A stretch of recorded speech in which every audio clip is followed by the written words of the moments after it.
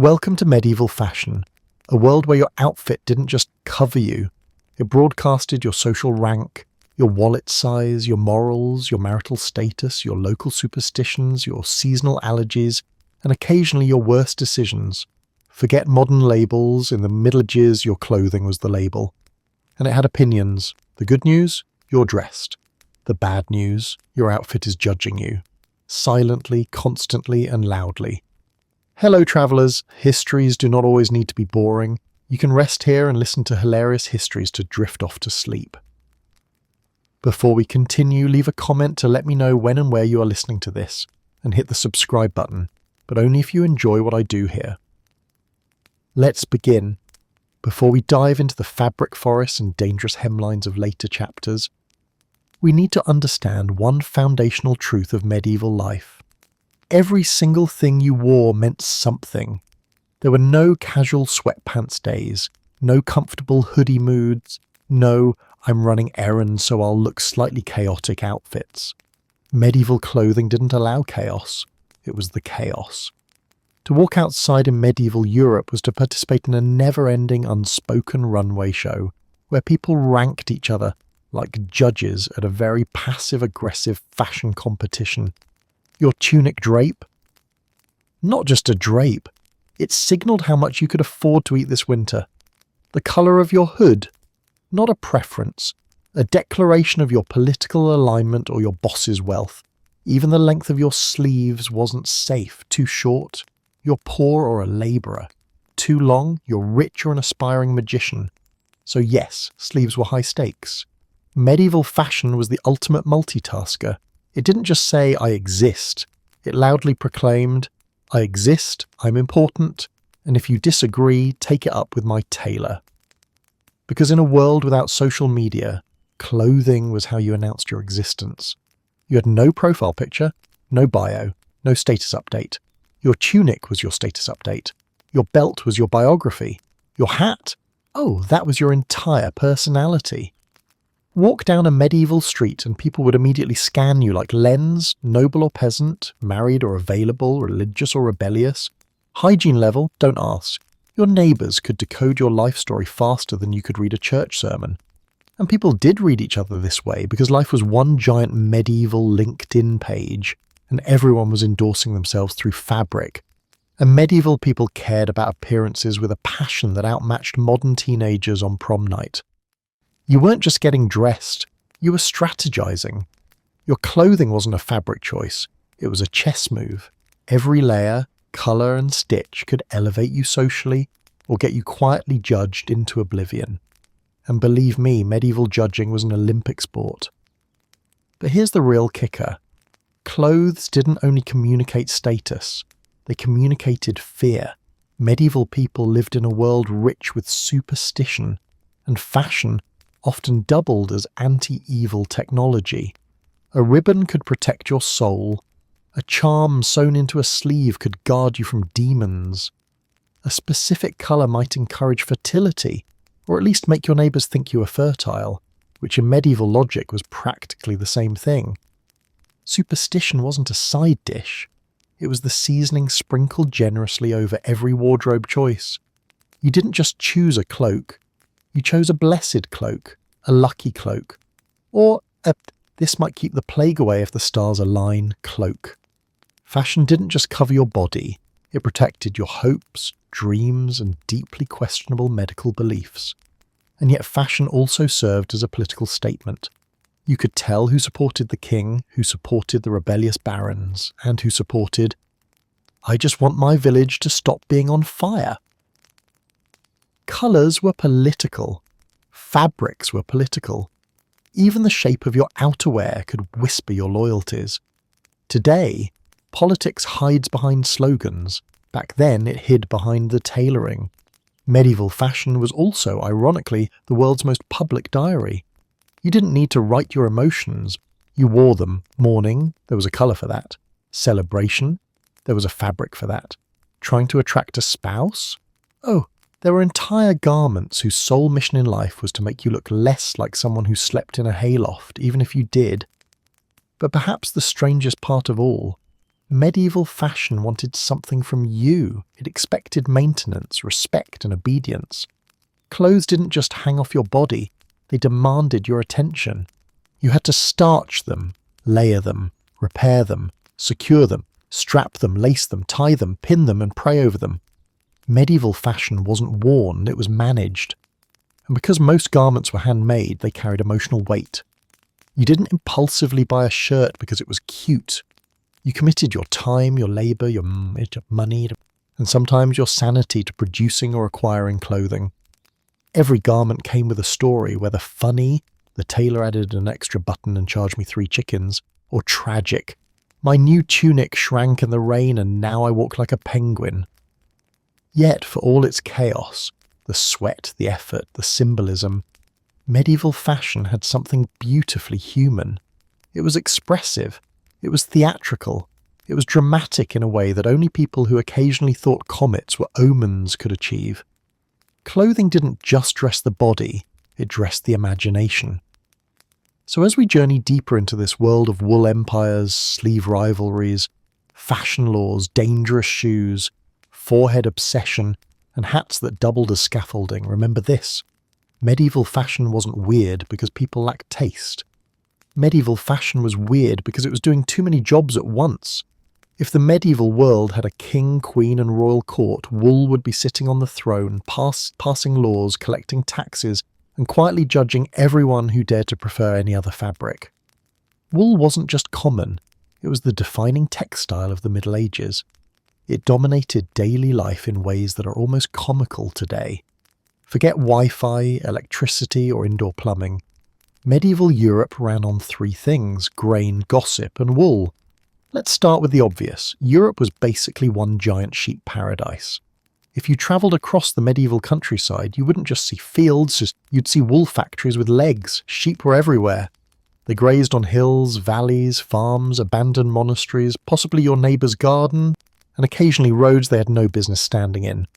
And while modern sheep look cute and fluffy, medieval sheep were, let's call them, enthusiastic contributors to the textile economy, despite often looking like they'd just survived an argument with a hedge. Because of this wool surplus, it became the most accessible, versatile, and dependable fabric on the continent. You could spin it into thread, weave it into the cloth, felt it into hats, line it into cloaks, or trade it for literally anything. In medieval markets, wool was so valuable that merchants treated it like gold with more texture. Kings taxed it, lords hoarded it, towns built entire economies around it. England practically paid its military bills with wool exports. And don't underestimate the power of wool as a social equaliser. Everyone wore it. Peasants, knights, merchants, monks, even royalty. Though the nobles preferred wool so fine it practically apologised for being wool. If linen was the polite underlayer, wool was the loud extrovert that dominated every outfit. It wasn't elegant, but it worked.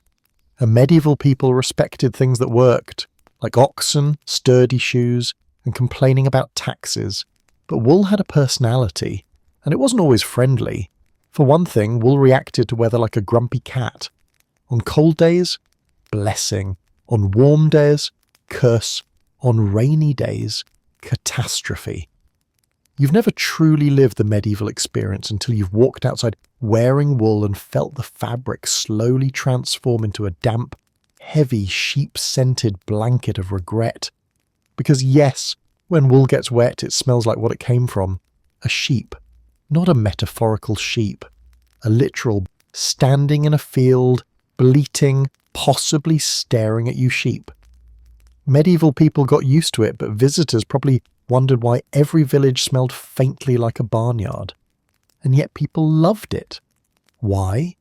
Because wool had magic-like properties to people who didn't understand, well, anything scientific. Wool kept you warm. It dried eventually, it lasted, it stretched, it resisted fire better than you'd think, and most importantly, it could survive medieval laundry techniques which involved boiling, beating, scrubbing, stomping, and sometimes praying. Linen screamed during this treatment. Wool shrugged. Medieval families turned wool into everything. Tunics, cloaks, caps, hose, blankets, mattresses, sacks, and occasionally suspicious-looking home decorations. A single household might spend months carding, spinning, and weaving it. Medieval women often spun wool while walking, talking, visiting the neighbours, or glaring at children. It wasn't a chore, it was practically background noise for the entire economy. And speaking of economy, wool production shaped the medieval landscape. Sheep farming required land, lots of it. In some places, landowners kicked out farmers just to make room for more sheep. Sheep had better job security than some humans. Monasteries ran massive wool operations. Entire towns earned reputations for making specific types of wool cloth: coarse, fine, patterned, dyed, or ready for export. Medieval Europe was one big wool pipeline. Wool also created fashion variety. It could be thick and rough, soft and luxurious, light enough for indoor wear, or heavy enough to double as a portable fortress. Wealthy people flaunted fine wool so smooth it could almost pass for silk, because if nobles could turn anything into a display of wealth, they absolutely would. Meanwhile, peasants wore wool so scratchy it doubled as an exfoliation treatment, and then there was felted wool, the medieval equivalent of crafting for survival. Felt didn't unravel, didn't require weaving, and could be moulded into almost any shape. Hats, shoes, padding, armour, linings, all born from wool smushed together like a stressed medieval artisan, taking out emotional frustration on fibres. But the real reason wool ruled medieval life? Durability. Medieval days involved farm work, long hours, harsh weather, smoke-filled homes, and animals that behaved like they were written by chaotic neutral authors. Clothing had to endure that lifestyle. Wool didn't just endure, it thrived.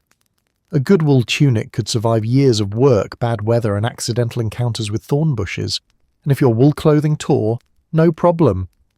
Medieval people were master patchers. Repairing wool was part of life. Some garments had so many patches they were practically wool quilts held together by sheer willpower. Yet for all its usefulness, wool also created unexpected social consequences. Wealthy landowners profited enormously from wool trade, creating economic inequalities so sharp you could slice cheese with them. Entire political conflicts were tied to wool production. Wars were financed by wool taxes. Even churches received wool donations, because nothing said "I love God" like handing over a high-quality fleece. So yes, medieval fashion revolved around wool, worshipped it, depended on it, occasionally cursed it, because it was the one fabric that stood between people and freezing to death. It wasn't glamorous, it wasn't luxurious, unless you had the expensive stuff, but it was loyal, reliable, and endlessly present. The medieval motto could have been, "In wool we trust, in rain we despair." If wool was the reigning monarch of medieval fashion, then linen was its quiet, overworked, underappreciated advisor, the one doing most of the actual labour while receiving none of the applause.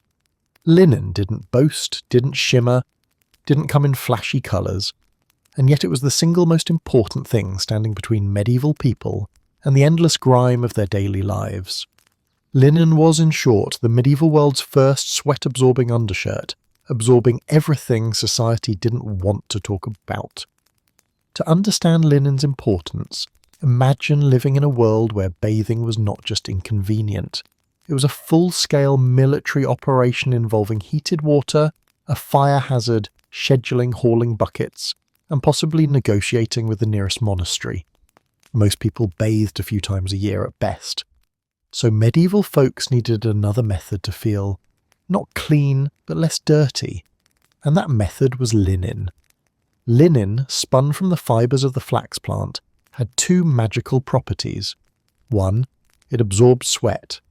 2, it could actually be washed without dyeing. This alone made linen more valuable than some saints' relics.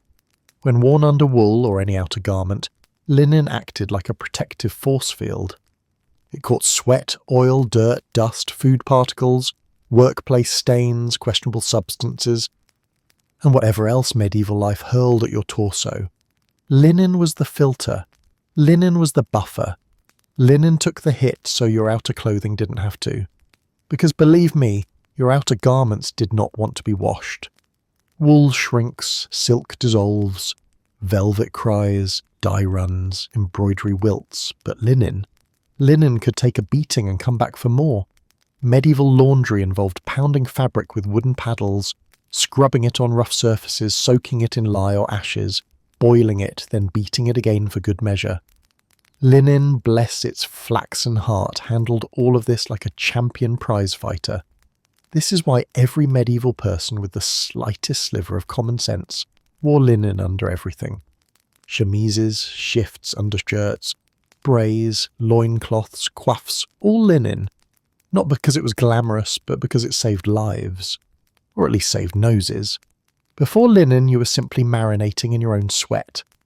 After linen, well, you were still marinating, but at least the marinade was wearing a wash-friendly layer. And linen wasn't just functional, it was surprisingly comfortable.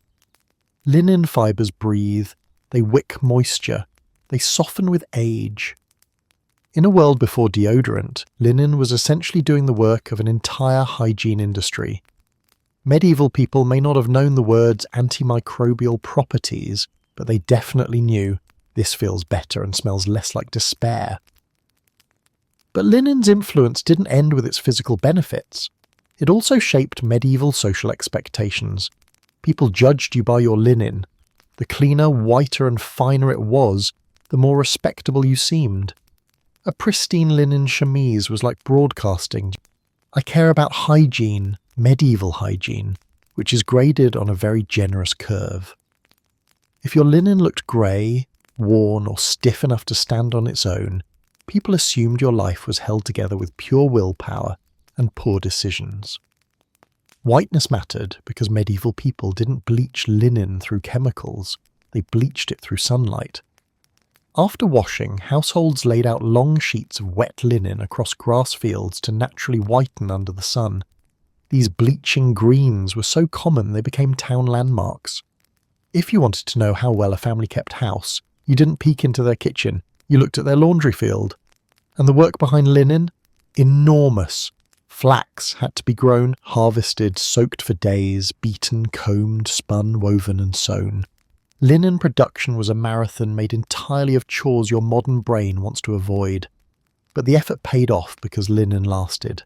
Even when it finally wore out, medieval folks recycled it into bandages, baby swaddles, cleaning rags and ultimately paper.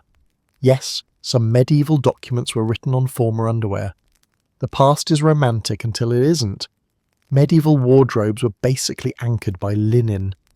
A noble woman might own silk gowns worth more than a cottage, but underneath all that glamour, she wore the same thing as a peasant, a linen shift.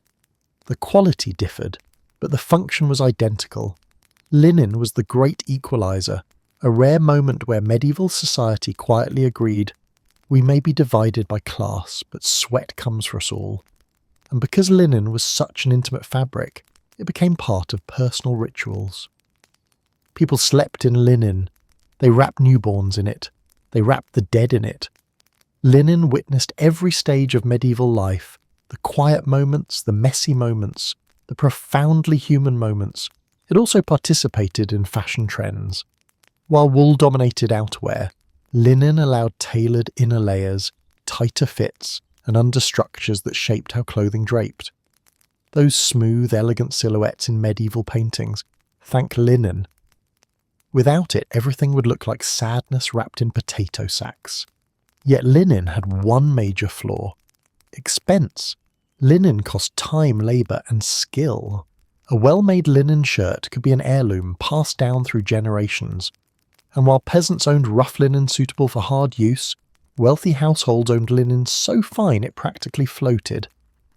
But even the poorest families scraped together enough to have at least one linen garment, because going without it meant signing up for a lifetime of discomfort and complaints from anyone standing downwind. So yes, linen was medieval people's secret weapon against filth. It was their hygiene hack, their comfort layer, their sweat sponge, and their most washable possession. It was the one piece of clothing that worked harder than the person wearing it.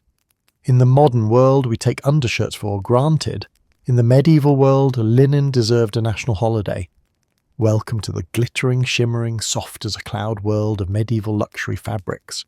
The materials that didn't just say, "I'm wealthy," but shouted it from the rooftops, waved a heraldic banner about it, and then hired a trumpeter to repeat the message hourly. If wool was the people's fabric and linen was the quiet hygiene hero, silk and velvet were the medieval equivalent of social media flexing. Except instead of filters, you had gold thread. And instead of likes, you had peasants staring at you with a mixture of envy and mild resentment. Let's start with silk, the Beyoncé of medieval textiles. Silk was exotic, expensive, rare, and effortlessly dramatic. It shimmered in candlelight, draped elegantly, and whispered wealth with every movement. Medieval nobles adored silk the way modern influencers adore soft lighting. Desperately and without shame, the journey of silk from the East to medieval Europe was legendary.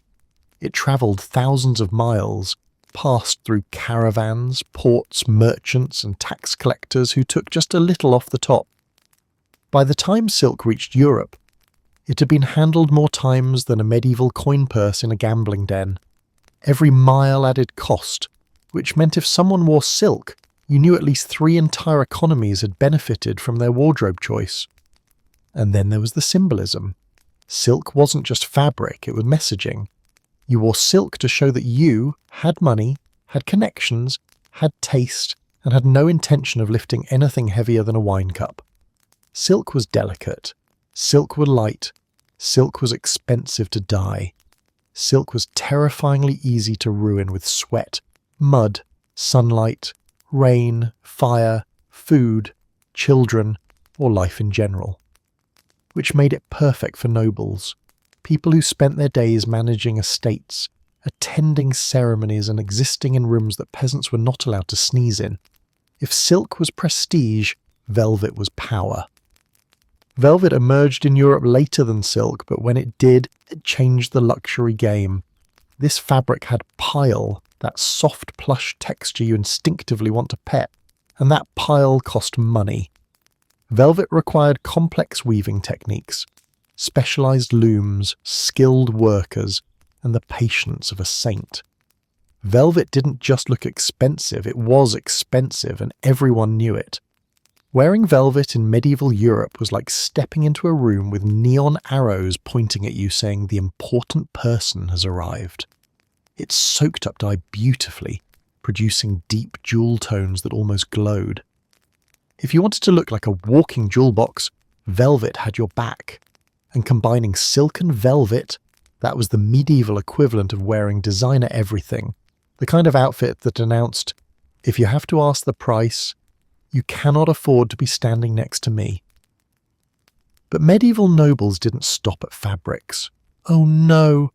If they were going to spend enough money on fabric to feed an entire village for a year, they wanted everyone to know, so they added embellishments. Gold thread, silver thread, pearls, gems, intricate embroidery. Why settle for fashion when you could wear a small treasure chest? In courts and ceremonies, nobles practically shimmered, like disco balls powered by religious devotion. Portraits show the clothing so encrusted with decoration that it probably weighed more than the person inside it. But that was the point. Luxury medieval fashion was less clothing and more a competitive sport. If your rival noblewoman added 10 gold-threaded vines to her gown, you added 20. If a duke wore silk lined with fur, another duke wore velvet lined with rarer fur. If someone imported brocade from Italy, someone else imported brocade from further Italy, and the price? Astronomical! A silk garment could cost as much as a small house. Velvet, depending on weight and dye, could cost even more. Whole estates were managed just to finance wardrobes. Many nobles literally went into debt to keep up with court fashion, proving that financial irresponsibility is a timeless human tradition. Of course, this obsession annoyed governments, who occasionally tried to regulate luxury through sumptuary laws. But we will explore that in its own dedicated chapter later. For now, know that these laws essentially told people, you're too shiny, dial it back, and naturally nobles responded by becoming shinier. But perhaps the most entertaining part of medieval luxury fashion was how impractical it was. Silk ripped easily, velvet absorbed stains like it was auditioning to be a sponge, gold embroidery snagged on everything. Beading added so much weight that garments required servants just to help someone stand up. Some fancy sleeves were so long they needed attendants just to carry them, but nobles wore them anyway, proudly, because in medieval society discomfort meant status. If you were comfortable, you clearly weren't trying hard enough. If you could walk quickly, your clothes weren't expensive enough. If you could raise your arm above your shoulder, your sleeves were not properly ridiculous. Luxury clothing also had seasonal rules. Summer silk was light and airy, winter velvet was heavy and warm. Transitional outfits involved layers of both, ensuring you could look wealthy while sweating or freezing. Medieval fashion did not believe in moderation. And all of this served one purpose: visibility. You weren't dressing for comfort. You weren't even dressing for yourself. You were dressing to be seen by other nobles, by commoners, by potential allies, by rivals, and by every chronicler who might immortalize your outfit in writing. Your clothing was your public relations strategy. In the modern world, people say dress for the job you want. In medieval Europe, you dressed for the power you wanted people to believe you already had. Silk, velvet, brocade, these fabrics weren't merely clothing, they were announcements, they were declarations. They were medieval megaphones wrapped around the human body. If you've ever complained about the price of organic blueberries, medieval people would like a word, because in their world, colour itself was a luxury product. Wearing certain hues wasn't just a fashion choice, it was a financial investment, a social gamble, a political statement, and sometimes a crime. Yes, colour could be illegal. Welcome to the Middle Ages. Let's begin with the heart of the medieval dyeing industry, nature, which generously provided colours but made them incredibly inconvenient to extract.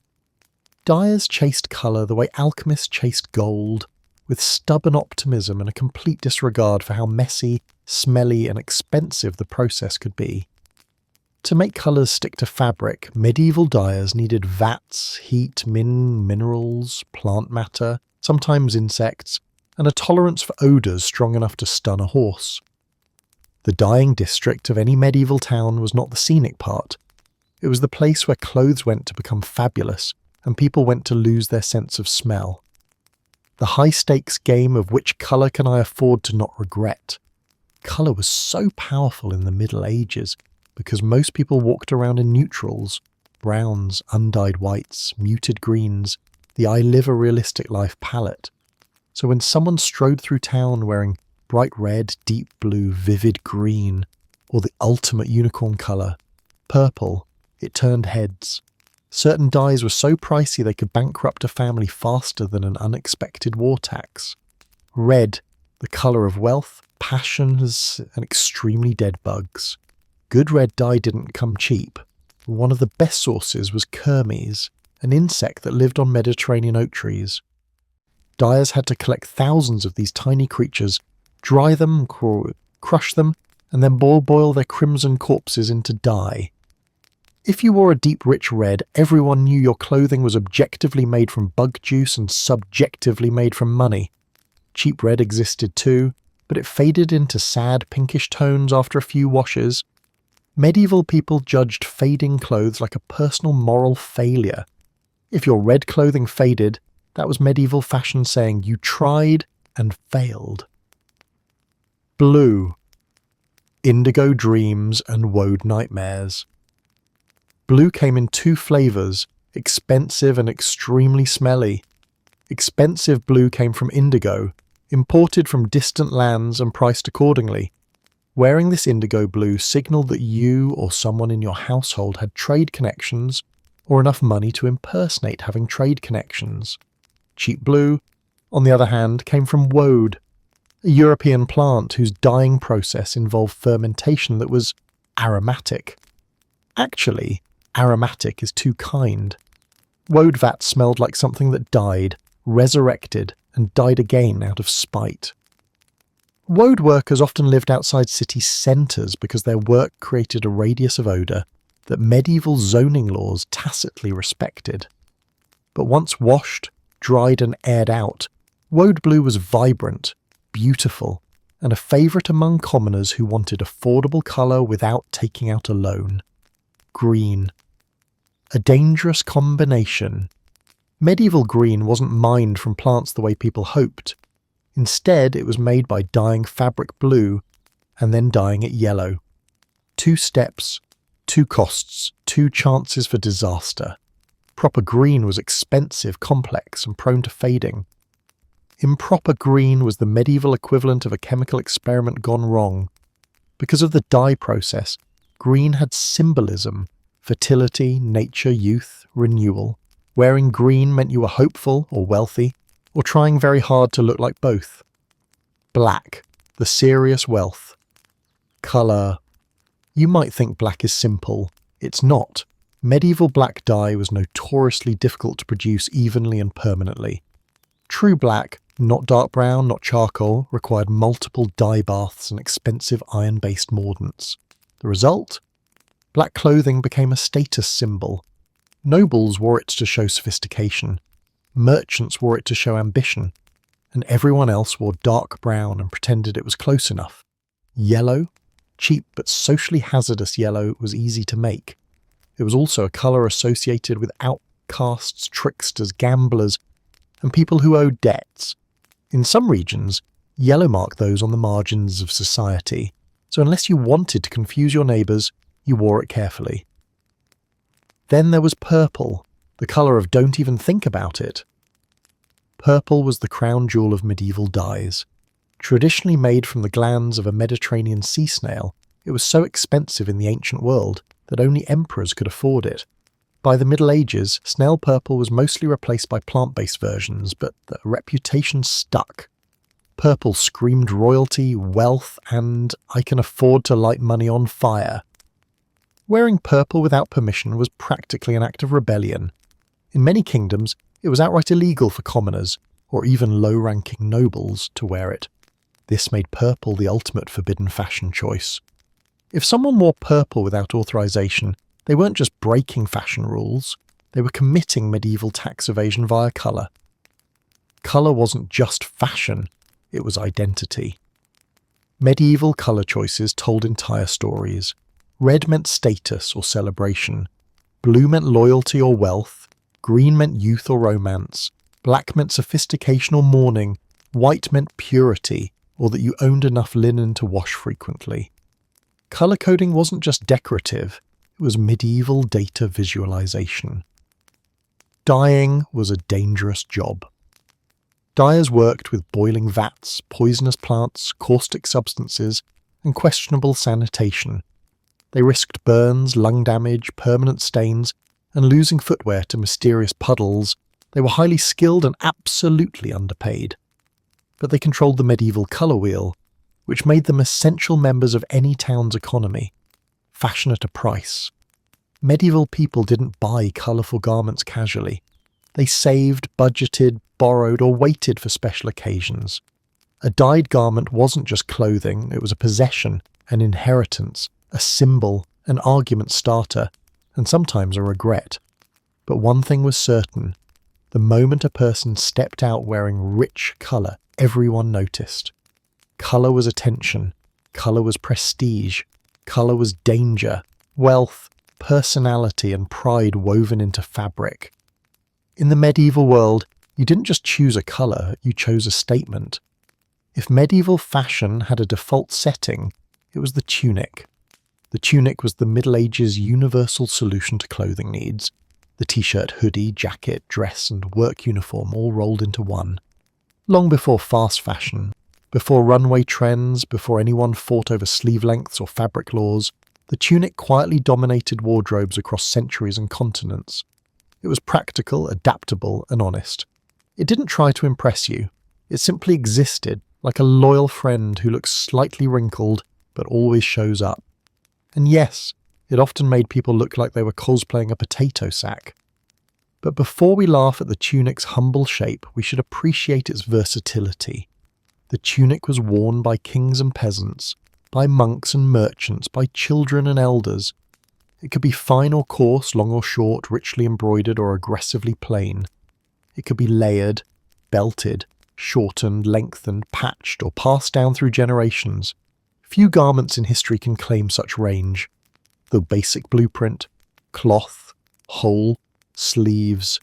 Done. At its core, a tunic was simple. A tube or T-shaped garment with a hole for the head and holes for the arms. That was it. Fashion in the Middle Ages didn't need complicated tailoring, or life was complicated enough, so the tunic became the reliable uniform of the era. The simplest tunics were made by folding rectangular pieces of cloth, stitching the sides and calling it a day. No zippers, no buttons, no worrying about which side the seams were on. If the tunic fit over your head and didn't fall apart the first time you bent over, it was considered a success. This simplicity was intentional. Cloth was expensive, sewing was labour-intensive, and patterns wasted precious fabric. The tunic's geometric design meant minimal waste. It also meant you could produce clothing quickly, a major advantage in a world where people owned about 3 outfits total. Length, a highly scientific indicator of what you did all day. While the tunic's basic design remained consistent, its length revealed a great deal about your lifestyle. Long tunics were for people who did not need to move quickly. They were the medieval equivalent of saying, "I have enough money to move slowly." Nobles, clergy, scholars, and wealthy merchants wore long tunics that reached the ankles, elegant, prestigious, and absolutely terrible for running away from problems. Short tunics were for people who needed both legs. Farmers, craftsmen, soldiers, builders, blacksmiths, anyone whose job involved heavy lifting, speed, or not tripping every 10 minutes preferred tunics cut above the knee. A shorter tunic said, "I work for a living," or, more honestly, "I value my ability to walk without falling over." The evolution of the potato sack aesthetic. Early medieval tunics were simple, roomy, and unshaped.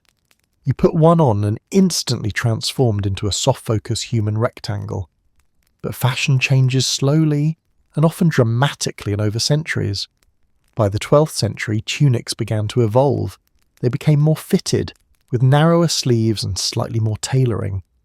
People added slits on the sides or front for movement. They started to belt tunics more deliberately, creating something resembling a waistline instead of an amorphous blob. By the 14th century, tunics split into 2 major forms: a long outer tunic or surcoat showing status, and a shorter, tight-fitting undertunic known as a coat. The coat became so fitted at times that it resembled medieval shapewear, especially for men who wanted to show off their physique. Yes, medieval men invented the "look at my body" trend long before gym selfies. They padded shoulders, cinched waists, and tailored sleeves so tightly they lost circulation. Beauty hurts, even in the 1300s. The belt, the unsung accessory that created shape. No tunic was complete without a belt. Without a belt, you looked like you'd been swallowed whole by fabric. With a belt, you suddenly had form, pockets, well, pouches attached to the belt, and a place to hang tools, knives, purses, charms, or that suspicious roasted chicken leg you were saving for later. Belts added personality. A peasant's belt might be a simple rope. A noble's belt could be decorated with metal fittings, gems, embroidery, or leatherwork so fine it probably deserved its own minstrel ballad. Fabric choices, the class indicator. Nobody needed to ask about. While tunics shared a basic shape, the fabric used told people everything they needed to know about your status.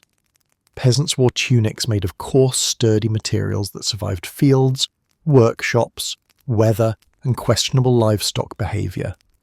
Merchants and middling folk might wear finer, softer versions, still practical but noticeably nicer.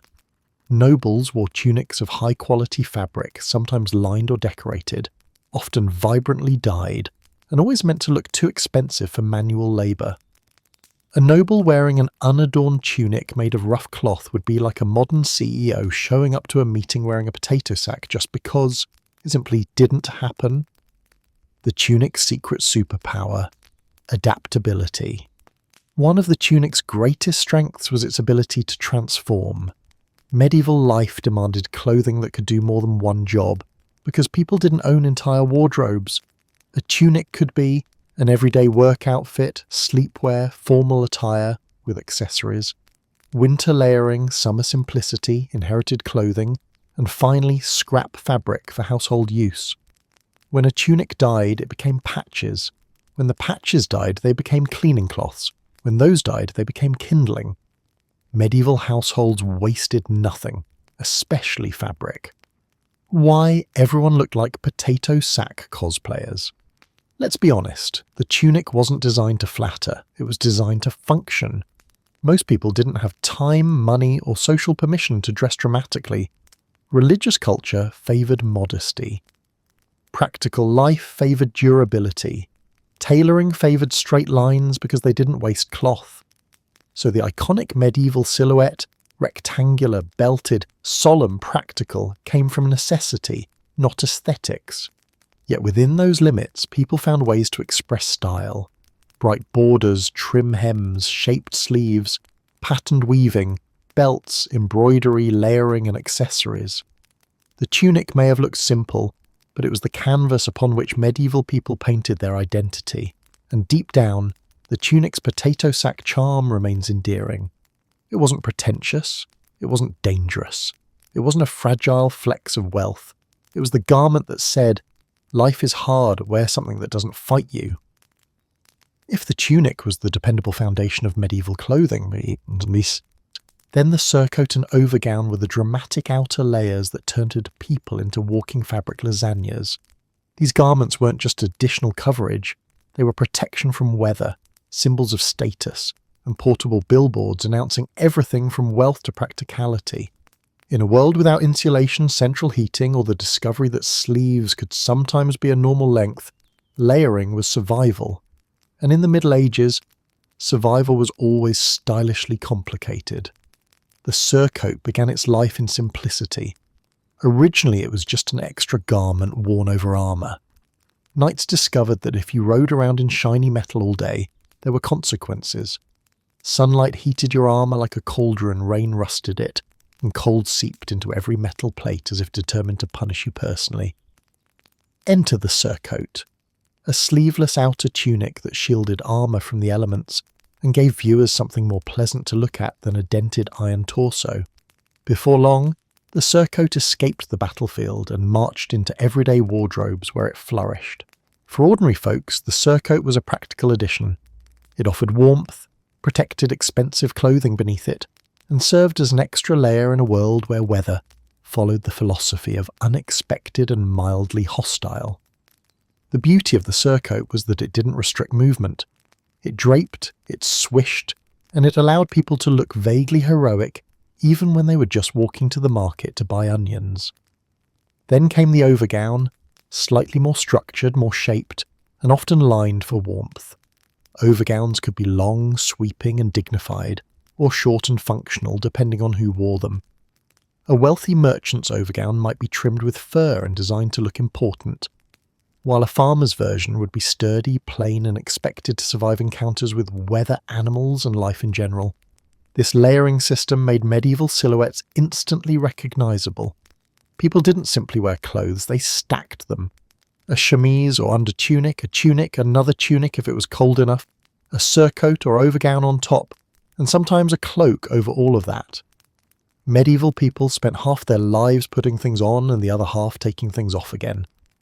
And yet, through all this, the outer layers were the statement pieces, the garments that truly defined the look. Prestige played a major role in how outer garments evolved. Overgowns for the wealthy were breathtaking, dramatic, and occasionally dangerous. Think long sleeves that trailed on the ground like fabric comets. Think sweeping hems that gathered half the town's dust. Think fur linings so thick they blurred the line between fashion and portable hibernation chamber. Some sleeves were so extravagantly wide that passing through narrow doorways became a navigational challenge, requiring strategy, luck, and sometimes a friend to fold your fabric in for you. The surcoat too transformed from simple armour cover into a symbol of elegance. In some periods, it featured exaggerated armholes that reached the hips, creating a large curved opening on each side. This design, sometimes called a gates of hell surcoat, became wildly popular among noble women. It was original, dramatic, and slightly scandalous because it revealed the tightly fitted garment underneath. If a noble woman walked through town wearing one, she was sending a clear message: I have layers, and I'd like you to admire all of them. Weather also shaped outerwear design. Medieval winters demanded seriousness. Without modern heating, people relied on clothing as their first line of defence. Overgowns were lined with fur to keep out the cold, and different furs reflected different levels of wealth. Squirrel fur was common among those who wanted warmth without destroying their finances. Ermine, on the other hand, was worn by those who wanted everyone to know their finances could, in fact, destroy other people. Wearing an ermine-trimmed overgown was essentially medieval luxury shouting, I am important and so is every inch of this sleeve. But even the simpler versions of the surcoat and overgown had their charms. They were endlessly practical. They protected the body from wind and sun. They shielded fragile inner layers from dirt. They kept heat trapped in the winter, and in the summer, some looser versions actually kept people cooler by providing shade and airflow. Medieval people didn't have the science to explain this, just the lived experience that adding one more layer sometimes helped you survive a July afternoon without becoming sun-toast. Ultimately, these outer garments created a look unique to the era. Watching a medieval street meant watching a parade of layered silhouettes moving like soft, draped sculptures, clothing with weight, presence, and intent. Even the poorest people had some kind of outer layer, patched and worn but essential, and the wealthiest, swathed in fabric that glimmered or glowed, looked like pieces of expensive tapestry that had somehow grown legs. The surcoat and overgown weren't mere additions to medieval fashion.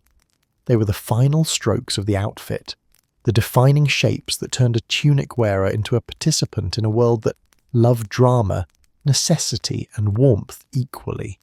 In a society where clothing always worked oversum, the outer layers stood proudly at the front lines.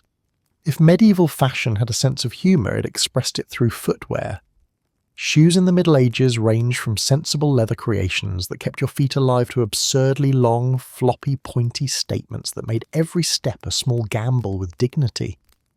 Medieval shoes didn't just protect your feet, they communicated your social status, your wealth, your priorities, and sometimes your willingness to risk tripping over your own feet in public. Let's begin with the everyday shoe, the practical leather turn shoe. This humble piece of footwear was crafted by turning the shoe inside out during stitching, then flipping it right side out for use. That method created soft, flexible shoes that moulded to the wearer's foot. They were comfortable in theory, but comfortable in a medieval sense means less terrible than going barefoot. Turn shoes had thin soles, offered minimal protection against mud or rocks, and transformed into soggy, floppy pancakes whenever it rained. But they were inexpensive, easy to make, and essential for peasants, artisans, and anyone who valued mobility over looking like a fashion disaster. But practical shoes were only half the story. Once you moved into the world of wealth and status, medieval footwear took a sharp turn. Literally. Enter the crackowes, also known as the poulaines, the medieval shoe with the aggressively long pointed toe. These shoes became so popular among the wealthy that for a time every fancy foot in Europe looked like it was trying to audition for the role of wizard's apprentice. These toes weren't just mildly pointy, they were weapons-grade pointy. Some were 6 inches long, some were 12 inches long, some were so long they curled upward like tiny, confused horns.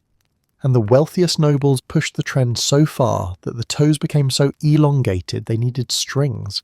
Actual strings, tied from the shoe tips to the knee, to keep the ends from dragging, folding, or tripping the wearer. Medieval chroniclers describe this with a tone of exasperation usually reserved for talking about taxes, emphasizing the pure absurdity of the fashion. It was footwear with training wheels. But why did people do this? Because pointy shoes were a message. They said, I'm wealthy enough to wear something completely impractical. I do not run, I do not hurry, I do not chase pigs or bale hay or do anything that requires traction or stability. Long-toed shoes were living proof that medieval elites loved showing off. They didn't have Instagram, so they used their feet. Of course, practical concerns eventually kicked in. Crackowes were quickly banned in various regions, not because they were ridiculous, but because they interfered with work, horseback riding, church decorum, and apparently even battlefield movement. Imagine trying to fight in shoes that required knee strings. Warriors quickly realised that fancy toes had no place in a sword fight. Some officials argued that long shoes represented excess and moral corruption, because nothing says society is failing like footwear that prevents stepping properly. But even without the long toes, noble shoes were incredibly expressive. Wealthy men and women wore footwear made of supple leather, embroidered silk, decorated velvet, and dyed fabrics in brilliant colours. Some were lined with fur, others embellished with metal fittings or trimmed with tasteful or excessive ornamentation. The more a shoe cost, the more loudly it whispered, "These feet have never stepped in mud." Women's shoes followed similar patterns, though women also used pattens, wooden overshoes that elevated them above muddy streets. Patterns helped protect delicate shoes from ruin, but the wooden soles turned anyone who wore them into a medieval percussion instrument. Walking across a courtyard in pattens meant clacking loud enough to announce your presence before you entered a room. It was dignity with a sound effect. Footwear wasn't just fashion, it was identity. Shoemakers formed powerful guilds, controlling the quality and distribution of shoes and ensuring that nobody could just wander in and start making footwear without the proper training. Craftsmanship mattered. A well-made shoe was a mark of dignity, comfort, and respectability, and worn-out shoes marked the opposite. Medieval people judged each other by footwear far more than we might expect. If your shoes were falling apart, people noticed. Different environments also shaped shoe design. Northern Europe favoured sturdier shoes to survive cold and wet conditions, whereas warmer southern regions used more open designs, including sandals. But across the continent, leather remained the foundation of footwear. Boots existed as well, especially for riders, hunters, soldiers, and anyone whose job required travelling through rough terrain. These boots were functional but could be decorated too, because even hard-working shoes deserved a little drama. Interestingly, shoe shape often changed faster than any other part of medieval fashion. One decade might see short toes, the next, a trend for squared-off ends. Another, a return to dainty points. People loved experimenting with foot aesthetics, even when upper garments remained conservative. It was as if medieval society secretly decided, let's express our chaotic fashion impulses through toes. Yet beneath the comedy, medieval footwear tells a deeper story about class, labour and values. Shoes reflected the wearer's daily life. A knight in armour needed mobility and grip, a peasant needed durability. A noblewoman needed elegance and symbolism. A merchant needed something that said, "I'm successful but not too successful, please don't tax me more." And a flamboyant courtier needed crackowes so long they could be used as pointers during a lecture. Medieval shoes were tools, ornaments, jokes, and status symbols all at once. They carried people through fields, courts, ceremonies, and battles. They evolved with trade, climate, craftsmanship, and ever-changing judgments about what was fashionable or foolish. And through it all, they remained unmistakably medieval, practical on the bottom, dramatic on the top, and occasionally attached to knee strings, because fashion doesn't always make sense. If medieval fashion had a talent for theatrical flair, it expressed that talent most boldly above the neck. Medieval headgear was its own chaotic universe. Practical hoods that shielded against rain, hats that announced your professional mood, veils that hid more than they revealed, and towering cone-shaped hennins that looked less like accessories and more like small-scale architectural experiments. In a world with no hairdryers, unpredictable weather, and social rules more complicated than Latin grammar, headgear became the battleground where practicality, vanity, symbolism, and I dare you to judge my hat all collided magnificently. The most universal piece was the hood, a dependable, all-purpose fabric companion that covered the head, neck, and sometimes the shoulders.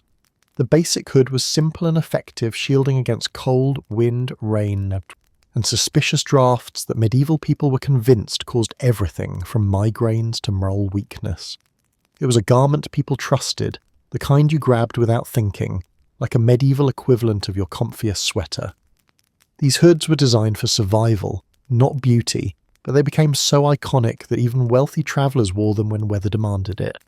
Some hoods had a long dangling tail called a liripipe, initially practical for tying or securing, but eventually repurposed by fashion enthusiasts into something dramatic and borderline mischievous.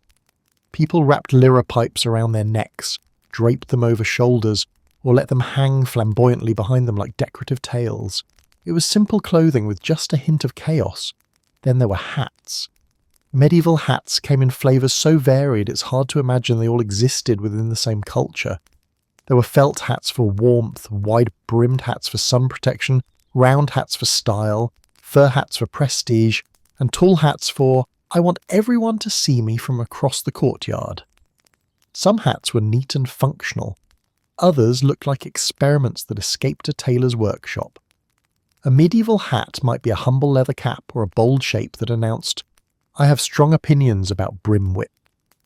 Different regions had their own specialties. Northern Europe loved warm wool and fur caps. Southern Europe favoured lighter brimmed styles, till was suitable for sunny climates. But no matter the material, hat shape became an immediate status indicator. Wealthy men wore hats with decorative bands, feathers, metal badges, or elaborate folds. They weren't just covering their heads, they were broadcasting their social credentials. A merchant's hat might lean toward respectability, a courtier's hat leaned toward theatricality. No part of Europe was free from the politics of hat height, width, or decoration. Women, meanwhile, entered the headgear world with a level of commitment that made men's hats look almost casual. Medieval women didn't simply wear hats, they curated entire ecosystems of veils, wimples, bands, nets, caps, and structured coverings designed to transform hair into a statement about status, age, or propriety. Hair itself rarely saw daylight in respectable contexts, so covering it became both a social requirement and a canvas for creativity. The wimple was one such invention, a chin and neck covering that wrapped a woman's face with the gentle embrace of a fabric hug that was equal parts modesty and insulation. It framed the face, protected against weather, and firmly signalled a woman's maturity. Young unmarried women were more likely to wear loose veils or uncovered hair, depending on local customs, while married women transitioned into more structured coverings. If you saw a woman from across the street, you could often guess her marital status before you finished your sentence. But nothing, absolutely nothing outshone the hennin. The hennin was the medieval mic drop of headwear, a tall conical tower perched precariously on the head of a noble woman who had clearly decided that subtlety was beneath her. These cones could be short and delicate or extravagantly tall, pointing toward the heavens like fabric lighthouses guiding admirers to appreciate the wearer's bank account. Some hennins were 2 feet tall, others stretched beyond that, requiring internal frames and strategic engineering that would impress a carpenter. And as if wearing a giant cone wasn't enough, many hennins came with a long, floating veil cascading from the tip, turning the wearer into a walking banner of elegance. Doors became hazards, low ceilings became enemies, gusts of wind became personal attacks, but the visual impact, unmatched. A noble woman strolling through a castle hall with a hennin didn't need to introduce herself. Her hat did it for her.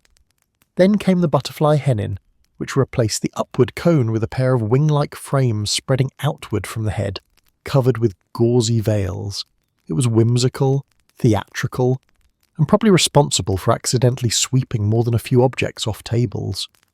Men in court culture had their own flamboyant headgear moments, though theirs were usually less aerodynamic. Some wore tall cylindrical hats. Others opted for elaborate chaperones, a hood-turned hat hybrid twisted into loops, knots, and shapes that resembled avant-garde sculptures. What started as a hood worn around the shoulders gradually migrated onto the head, twisting until it became a fashion statement so bold that it occasionally needed explanation. Even working-class people reflected identity through headgear. A simple cap could mark a craft. A straw hat signalled farm labour. A felt hat might indicate a merchant or tradesman. Head coverings protected not just from sun and weather, but from soot, dust, flour, and the many airborne mysteries of medieval life. Through all this diversity, medieval headgear shared a common purpose: visibility. A hat or hood was the first thing you noticed about someone. It framed their face, signalled their status, hinted at their occupation, and communicated whether they were heading to work, tending a feast, grieving a loss, or showing off at court. It was the medieval equivalent of selecting your profile picture. First impressions rested heavily on what sat atop your head. And let's be honest, medieval people weren't shy about spectacle. If their feet could wear absurdly long shoes, their heads could absolutely balance architectural towers. Fashion was an art, a cultural marker, and occasionally a safety hazard. If modern beauty culture obsesses over cheekbones, jawlines, and perfectly arranged curls, medieval beauty culture went straight for the forehead and said, This is where true elegance lives." To medieval eyes, a high forehead wasn't merely attractive, it was the pinnacle of refinement, the beauty equivalent of chiseled abs or flawless skin today. And medieval people took this standard seriously enough that many willingly plucked, shaved, and coerced their hairlines into retreat, turning their faces into smooth, dramatically elongated canvases of social ambition. A large forehead signalled aristocratic delicacy. It suggested intellect, purity, and another worldly refinement unattainable by ordinary mortals or, heaven forbid, people with normal hairlines.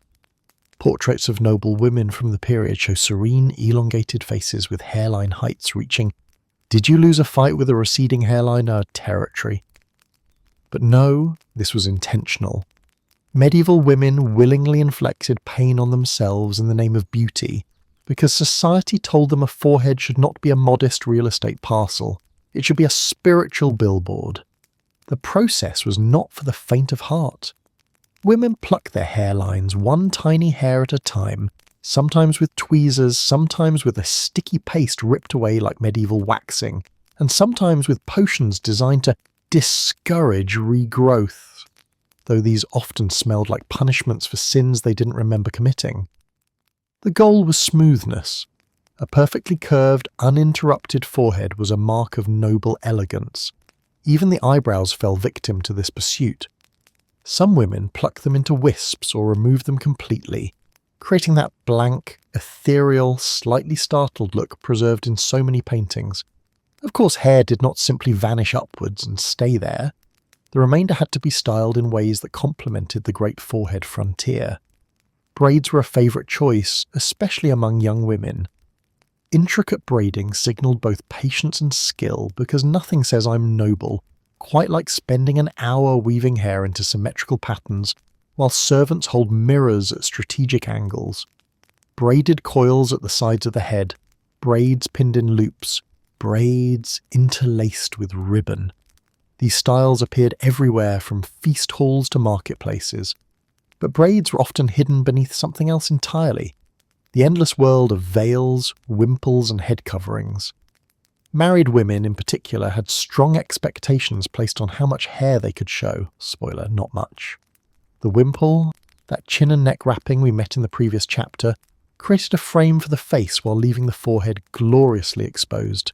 It was like medieval fashion saying, hide everything except the one part that matters. Loose hair was associated with youth or spirituality, so adult respectability required coverage. A properly arranged veil or wimple told the world you were modest, respectable, and committed to the forehead supremacy trend. Young unmarried women had more freedom. They might wear their hair loose during festivals, a symbol of youth and innocence. But even they eventually transitioned into covered styles that matched their new adult status.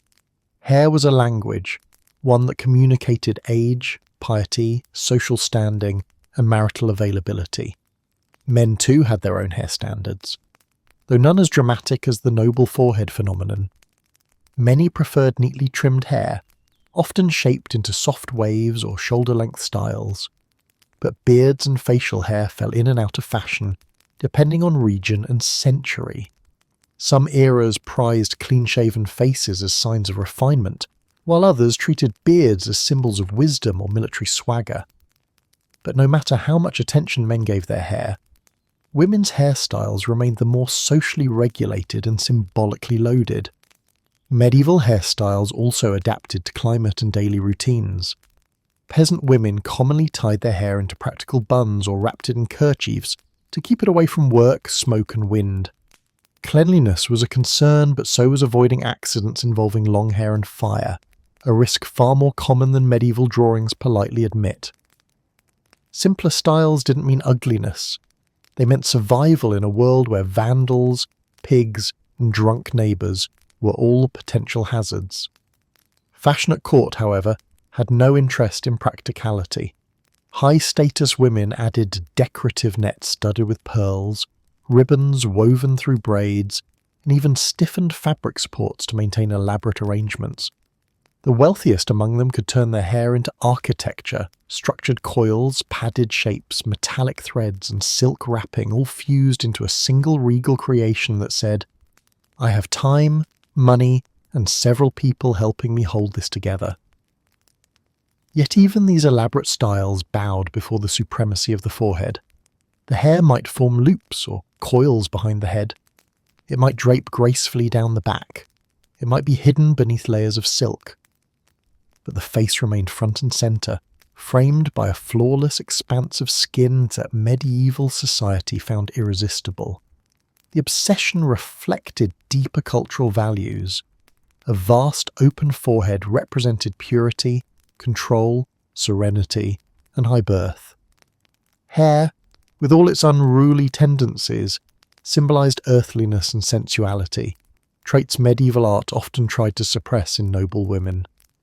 So pulling the hairline back wasn't just cosmetic, it was symbolic self-sculpting, a transformation into an ideal that culture demanded.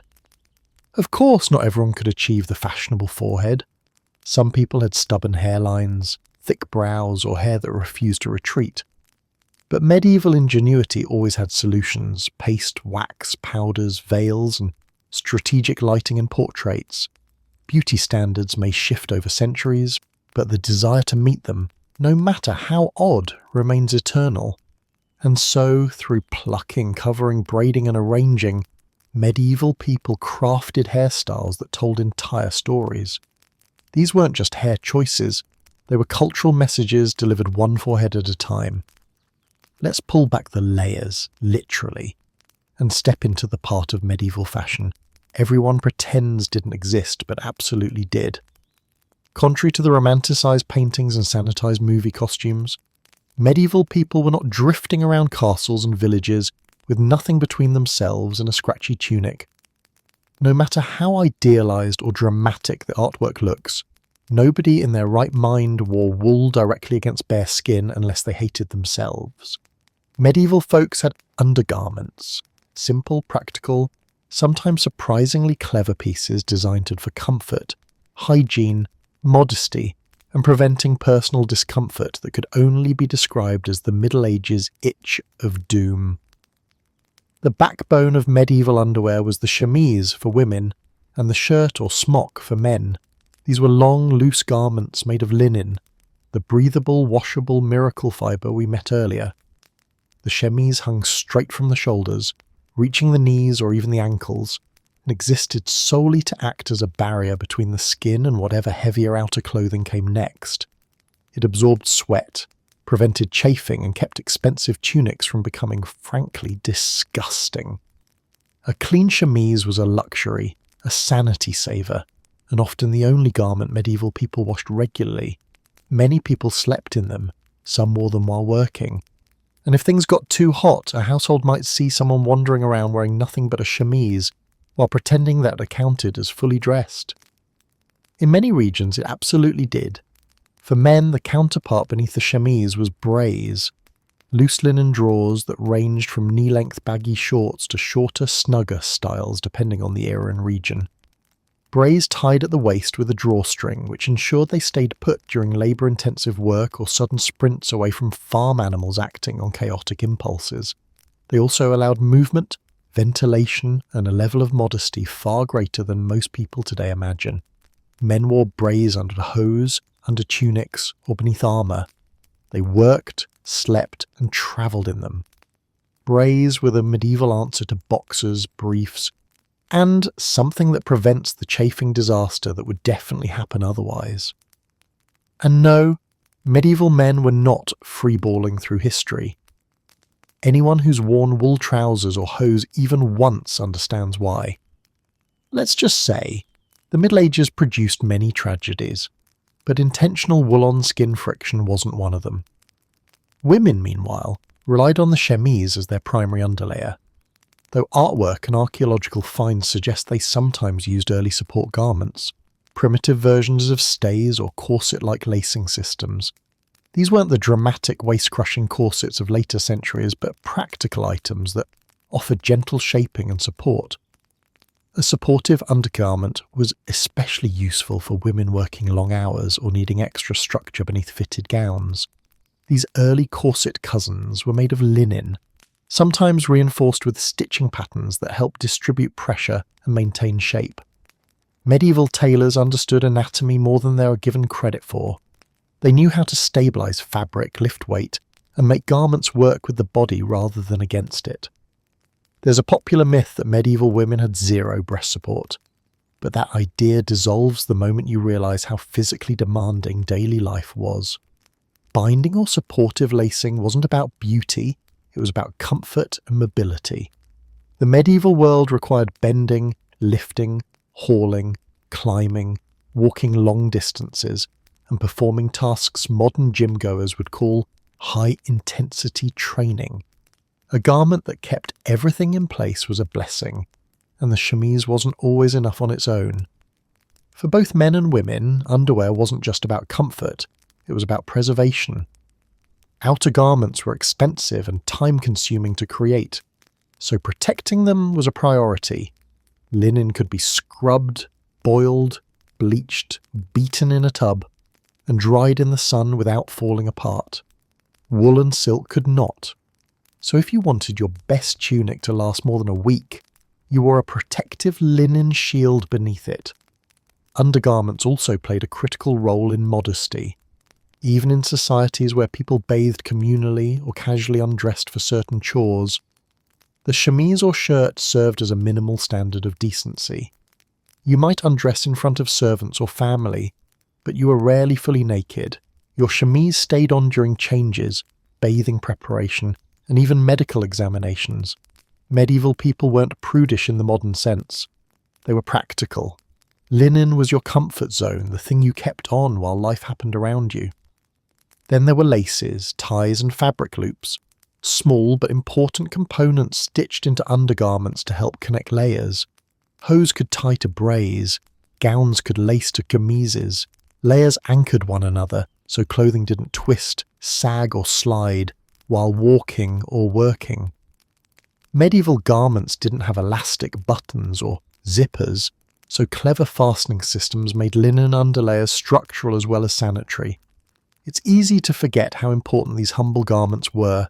They rarely appear in paintings, they don't survive well archaeologically, and they certainly don't get the admiration that velvet gowns and embroidered cloaks receive. But in reality, undergarments formed the foundation of every medieval outfit. They shaped silhouettes, protected the skin, absorbed sweat, reduced wear on outer layers, and preserved comfort in a world where comfort was never guaranteed. Even when fashion became extravagant, layered gowns, fitted coats, surcoats that swirled dramatically, the quiet linen undergarments kept things functional. Without them, medieval fashion would not have worked. Not aesthetically, not physically, not hygienically. The truth is simple. Medieval people may have lived in a world of hard labour, unpredictable weather, limited cleanliness, and fashion drama, but they understood one essential rule of life: never underestimate the power of good underwear. When you picture medieval armour, you probably imagine rugged warriors charging into battle, metal glinting, swords raised, courage blazing. But here's the real twist. Knights were not just soldiers, they were also walking fashion statements, competitive peacocks, and the medieval equivalent of celebrities who knew every public appearance needed flair. Armour wasn't simply about protection. It was a declaration of wealth, lineage, personal style, and sometimes pure theatrical ego. In short, medieval armour doubled as fashion, and knights knew how to work a runway. Even if the runway was a muddy field and the audience occasionally shot arrows, armour began sensibly enough. Chainmail interlocking metal rings forming the flexible shirts and hoods was the workhorse of early medieval warfare. It protected without restricting movement, and although it weighed enough to make running feel like an emotional journey, it worked. But as knightly culture evolved, especially from the 13th century onward, so did the desire to stand out. Chainmail did its job, but it didn't say anything about who you were. Everyone in mail looked more or less the same, a metal caterpillar with good posture. Knights, however, wanted personality, prestige and attention. Enter the rise of plate armour, the shiny, sculpted, photogenic metal suit that makes history lovers swoon. As blacksmithing improved, armour became less about survival and more about making an impression. Plate armour didn't just protect, it advertised skill, wealth, and artistic taste. Knights wore breastplates shaped with elegant curves, pauldrons, shoulder plates, engraved with symbolic creatures, and gauntlets articulated with enough precision that they could flex like a medieval heavy metal guitarist. And the decorations. Oh, the decorations. Some armour was etched with delicate vines, biblical scenes, floral patterns, or family emblems. Others featured gilding, silver inlay, or elaborate embossing designed to catch candlelight at feasts and tournaments. Armourers became artists whose medium happened to be incredibly hard metal. Noblemen commissioned custom suits like modern millionaires ordering supercars. A knight's armour wasn't just clothing, it was a resume, a trophy, a billboard for the family name. But nowhere did armourers' fashion shine more brightly than at tournaments, medieval sporting events that blended athleticism, drama, social climbing and, frankly, cosplay. Knights competed not only for honour but for visibility. They dressed to impress, sometimes to intimidate, sometimes to charm, occasionally to look like they had just stepped out of a heroic legend. Tournament armour was often heavier and more decorated than battlefield armour. Why? Because tournaments were performances. If you're trying to win the admiration of nobles and possibly secure the romantic attention of someone watching from behind a veil, you show up glowing like a polished trophy. Some armour was so stylized that it crossed the line from dramatic to mildly ridiculous. Knights wore helmets shaped like beasts, birds, mythical creatures, or enormous crowns. Some helmets sprouted decorative wings, horns, or sculpted animals. These additions were not practical. Nobody in their right mind wanted a heavy wooden swan attached to the top of their helmet in battle. But tournaments weren't about practicality. They were about fantasy. They were medieval Comic-Con, complete with themed costumes and personal branding. And the horse, never forget the horse. A knight's mount was half warrior companion, half fashion accessory. Horses wore their own armour, barding, often matching the knight's heraldic colours. Flowing caparisons, long cloth coverings, transformed horses into moving banners. Their armour could shine, glitter, or display emblems large enough to be seen across a crowded field. When a knight entered the arena, horse and rider together formed a single dramatic spectacle. If medieval fashion had red carpets, knights would have galloped down them. But here's the funny part. The more fashionable the armour became, the less practical it often was. Plate armour designed for show could weigh significantly more than battle-ready sets. Decorative edges snagged on weapons, engravings trapped mud. Ornamental crests made helmets top-heavy. Some pieces were so restrictive that knights needed help simply getting into position. The result? A warrior who looked magnificent, as long as he didn't have to do anything too sudden. Still, even functional battlefield armour carried a certain style. Curved breastplates emphasised strength. Ridges and fluting weren't just aesthetic, they helped deflect blows and reduce weight. Armour was engineered beauty. It combined geometry, physics and fashion in a way that made knights both protected and spectacular to behold. Even the gleam of polished metal served double duty. inspiring allies while blinding enemies. Heraldry also shaped how armour functioned as fashion. Every knight wore symbols associated with lineage, allegiance, and personal achievement. Shields displayed lions, towers, flowers, stars, mythical beasts, each telling a story about family history or personal honour. These symbols spilled over onto armour, horse trappings, banners, and surcoats worn over metal. In battle, heraldry prevented deadly confusion. In tournaments, it was branding at its finest. If someone liked what they saw, a perfect tilt, a gleaming suit, a crest shaped like a flaming griffin, they remembered the symbols. Armour even affected posture and movement. A knight wearing a full suit moved with a deliberate, almost regal grace. Armour forced you to carry yourself differently, straighter, slower, more dramatically. A knight walking into a hall in full-plate armour didn't need to speak. The clanking alone announced his presence. Armour amplified personality, turning even on quiet nobles into walking thunder. In the end, medieval armour was both tool and theatre. It saved lives, but it also created legends. It allowed knights to embody ideals, courage, nobility, strength, and then embellish those ideals with flourishes that made them unforgettable. A well-dressed knight was a performer as much as a fighter, delivering spectacle to crowds who craved heroism wrapped in polished steel. Looking cool on a horse wasn't just a bonus, it was half the job.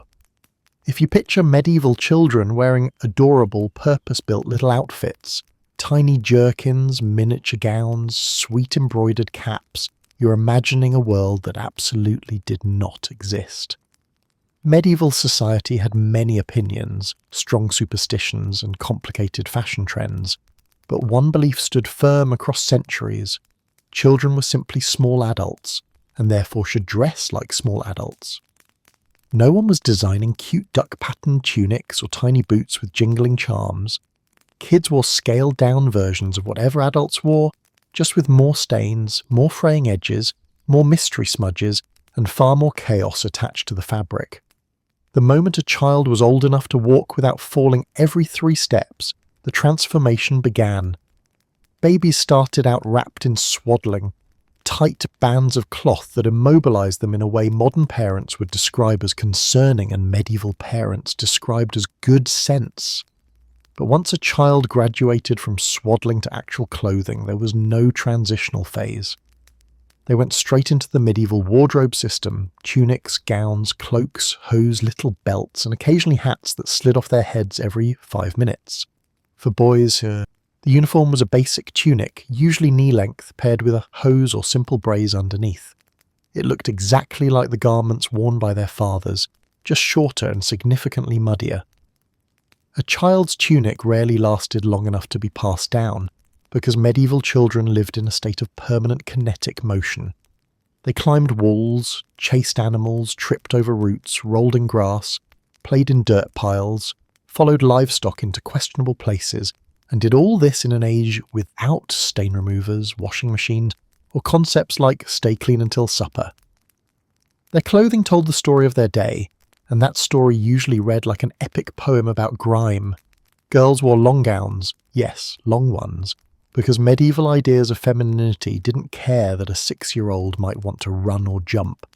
Young girls in gowns attempted all the things boys did, simply while tangling themselves in more fabric. Still, practicality seeped through. Many girls' gowns were shorter and looser than adult versions, allowing for climbing, games, and impromptu races. But as soon as girls aged into adolescence, gowns lengthened dramatically, shifting from "I can still function" to "this outfit has expectations." Durability was a crucial part of children's fashion because parents understood the battlefield their offspring faced daily.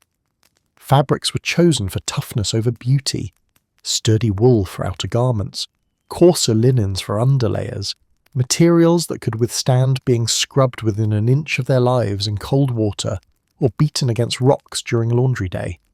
Seamstresses reinforced seams, added extra fabric where tearing was expected, and stitched patches over patches until the original garment disappeared beneath layers of survival. Repairs were constant, A medieval child might not remember how many meals they had in a week, but they absolutely remembered getting held still while a parent or older sibling reattached half their sleeve, tightened a neckline, or darned a hole created by a particularly aggressive game of throw the stick at the other stick. Passing clothing down to younger siblings was extremely common, though many such garments reached the next child looking like retired soldiers, scarred, faded, and filled with stories best left untold. And parents? Parents did not bother pretending their children's clothing could remain clean for more than the first 8 minutes of the morning. They gave up early. Medieval parenting wisdom included many realistic philosophies, one of which can be summarized as, children are made of dirt, accept it. Children ate while running, they played while eating, they touched animals and then touched everything else. They wiped their noses on sleeves, their hands on hems, and occasionally cleaned themselves using methods that were not, strictly speaking, methods. Cleanliness was less a state and more a lucky accident. Clothing also acted as a social marker for children. While simpler garments dominated most households, clothing still revealed class. A noble child's tunic or gown would be more finely woven, dyed with pricier colours, and possibly decorated with trim or embroidery. But even rich children destroyed outfits with astonishing speed. Wealthy parents simply had the advantage of hiring people to wash, mend, and quietly despair over the tiny footprints on expensive fabric. In colder regions or seasons, layering became essential. Children wore cloaks, hoods, and sometimes fur-lined garments, though fur for children wasn't always luxurious. Often it was the leftover scraps, stitched together into patchwork warmth. Shoes? When children had them, they were simple, flexible leather pieces that softened quickly and rarely outlived a growth spurt. Many children went barefoot half the year, toughening their feet on dirt roads and farm paths, while their shoes stayed tucked away for church or winter.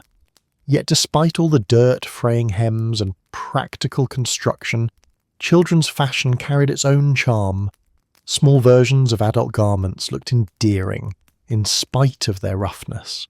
A tiny tunic belted around a toddler, or a small girl in a miniature gown, created moments of sweetness against the harsher realities of medieval life.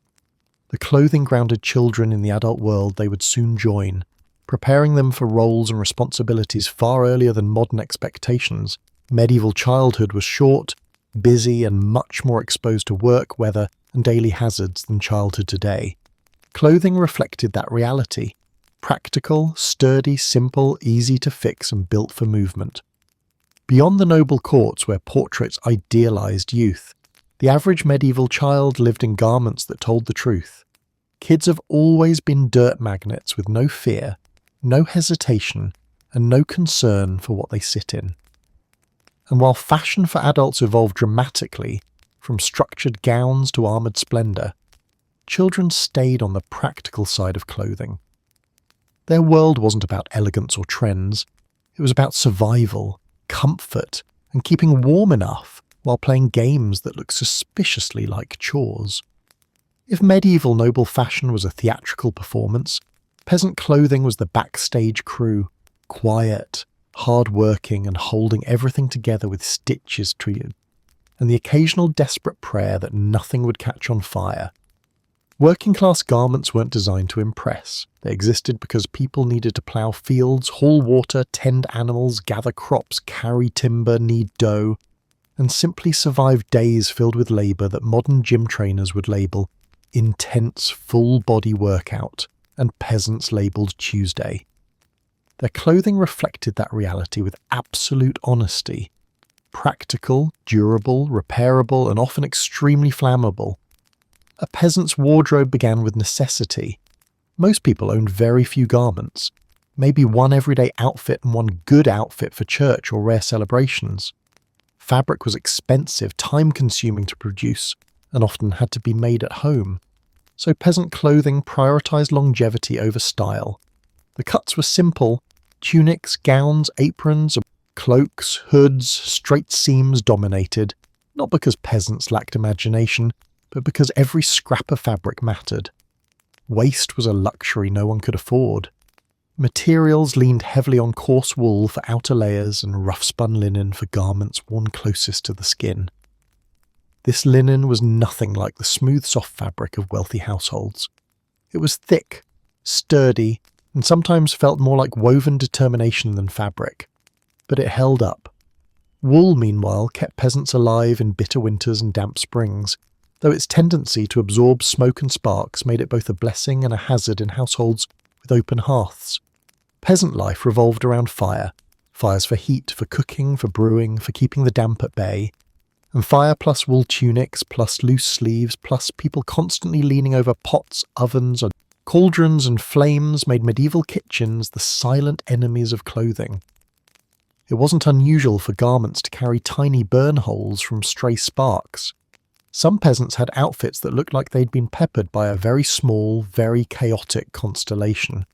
Nobody had the time or resources to treat these holes as emergencies. They just became part of the garment's personality. But fire wasn't the only enemy. Dirt, mud, animals, and weather all conspired daily to destroy clothing. Peasants spent their hours outside or inside smoky houses, working in conditions that seemed designed to stain, tear, or saturate fabric. Their sleeves dragged through bread dough. Their skirts caught on brambles, their hose snagged on wooden fences, their cloaks absorbed rain faster than they dried. In muddy seasons, and there were many, everyone walked around with hems permanently tinted the colour of the earth. This constant wear meant that repairing clothing was a weekly, sometimes daily task.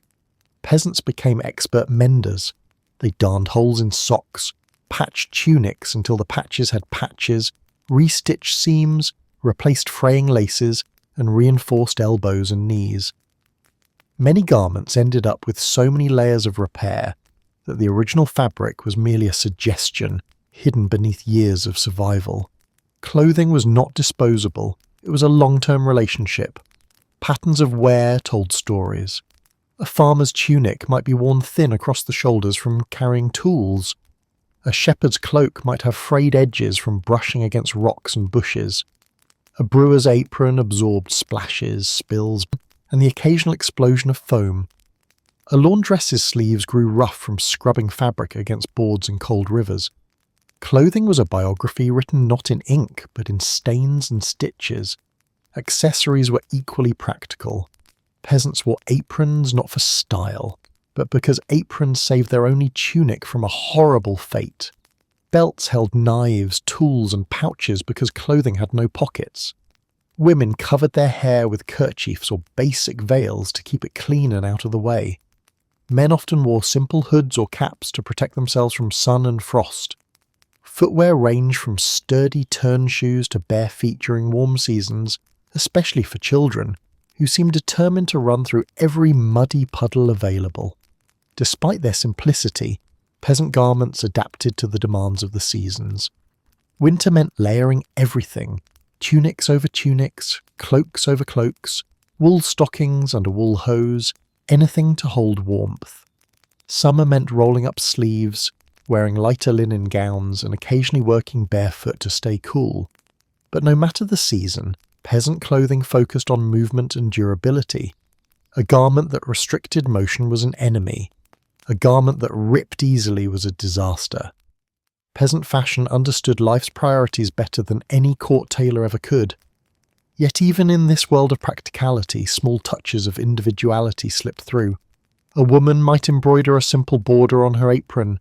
A man might dye the edges of his hood with cheap plant colours. Families passed down garments, and sometimes a patch or a colour hinted at the person who wore it before. These details didn't aim for elegance. They aimed for identity. Above all, peasant clothing represented resilience. It endured weather, work, and the messy unpredictability of daily survival. It wasn't meant to impress strangers in feasting halls. It was meant to get up at dawn and labour until dusk and still be wearable the next day. In a world obsessed with status, peasant clothing told a different story, one shaped by effort, endurance, and the stubborn will to keep working no matter how many holes or stains life inflicted. If dressing well today is a personal choice, in the Middle Ages it was practically a legal obligation, at least for the nobility. Fashion wasn't a private matter. It was government business, church business, social business, everybody's business. Enter sumptuary laws, the medieval attempt to control who wore what, how much it cost, how shiny it was, and how dazzling your sleeves were allowed to be before officials felt personally threatened. It was a world where your tunic might be questioned by local authorities, where your fur trim had political implications, and where a single embroidered hem could spark gossip. Nobility fashion lived under a constant spotlight, micromanaged with enthusiasm and occasionally absurd precision. Sumptuary laws existed because the ruling classes were deeply concerned that clothing could cause social chaos. If commoners dressed too nicely, society might collapse. If nobles dressed too casually, well, that was another disaster. Appearances mattered so profoundly that governments wrote rules to ensure clothing visibly reinforced the hierarchy.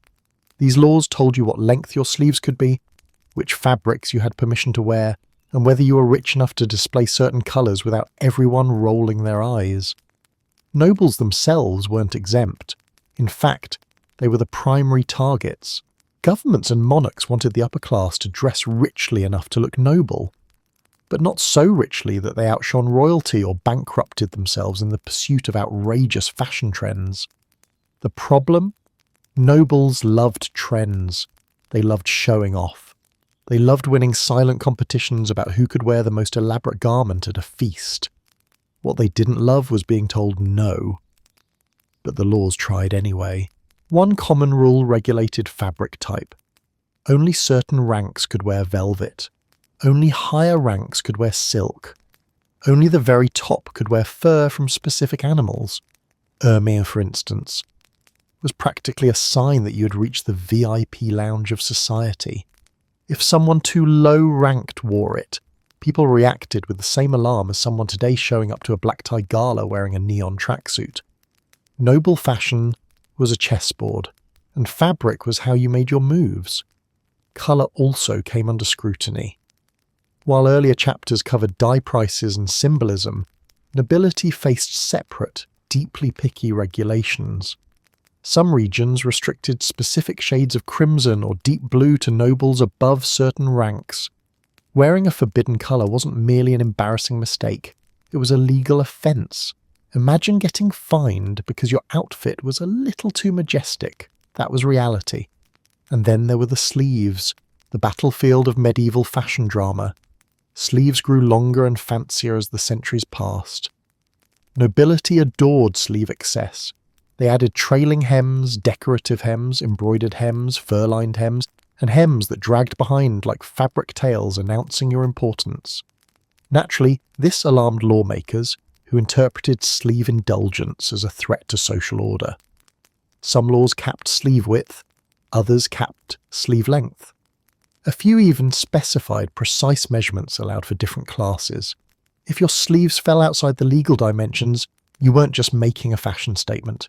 You were breaking the law. The lawmakers weren't entirely humorless.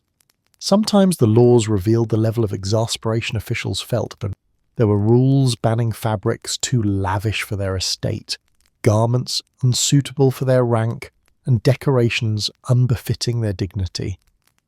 Translation: please stop wearing things that make your neighbours question whether you also moonlight as royalty. The problem, of course, was enforcement. Who decided whether a noble's sleeves were extravagantly long or just fashionably long? Who determined whether someone's velvet counted as too luxurious or just appropriately refined? In practice, these laws often existed more as warnings than rigid enforcements, used selectively when someone stepped a little too far outside expectations. That said, the absurdity of it all becomes clearer when you consider noble psychology. Nobles wanted to flaunt their wealth and laws wanted them to flaunt, but only within the limits of tradition. So nobles found loopholes, couldn't wear a certain fabric, they layered a similar one under sheer material, banned from using gold thread. They used nearly gold thread and insisted it was just exceptionally polished brass. Sleeves too long, they added decorative ties so they could technically shorten them while keeping the drama intact. Medieval nobles could out-lawyer lawyers when it came to fashion. Money also played a major role. Clothing for nobility was outrageously expensive. Outer garments required high-quality fabrics, elaborate trims and skilled tailoring. Furs, jewels and embroidery pushed prices into astronomical ranges. A single noble gown could cost more than a peasant's annual income. Nobles weren't just complying with sumptuary laws, they were expected to embody wealth. Dressing too cheaply was an insult to the rank. Dressing too extravagantly was an insult to the king. Dressing exactly right required navigating a political minefield. This created another odd cultural rule. Being noble meant you had to spend money. It wasn't optional. Nobles who wore modest clothing might be viewed as suspiciously poor, unfashionably pious, or, heaven forbid, complacent. Clothes weren't personal expression, they were performance art.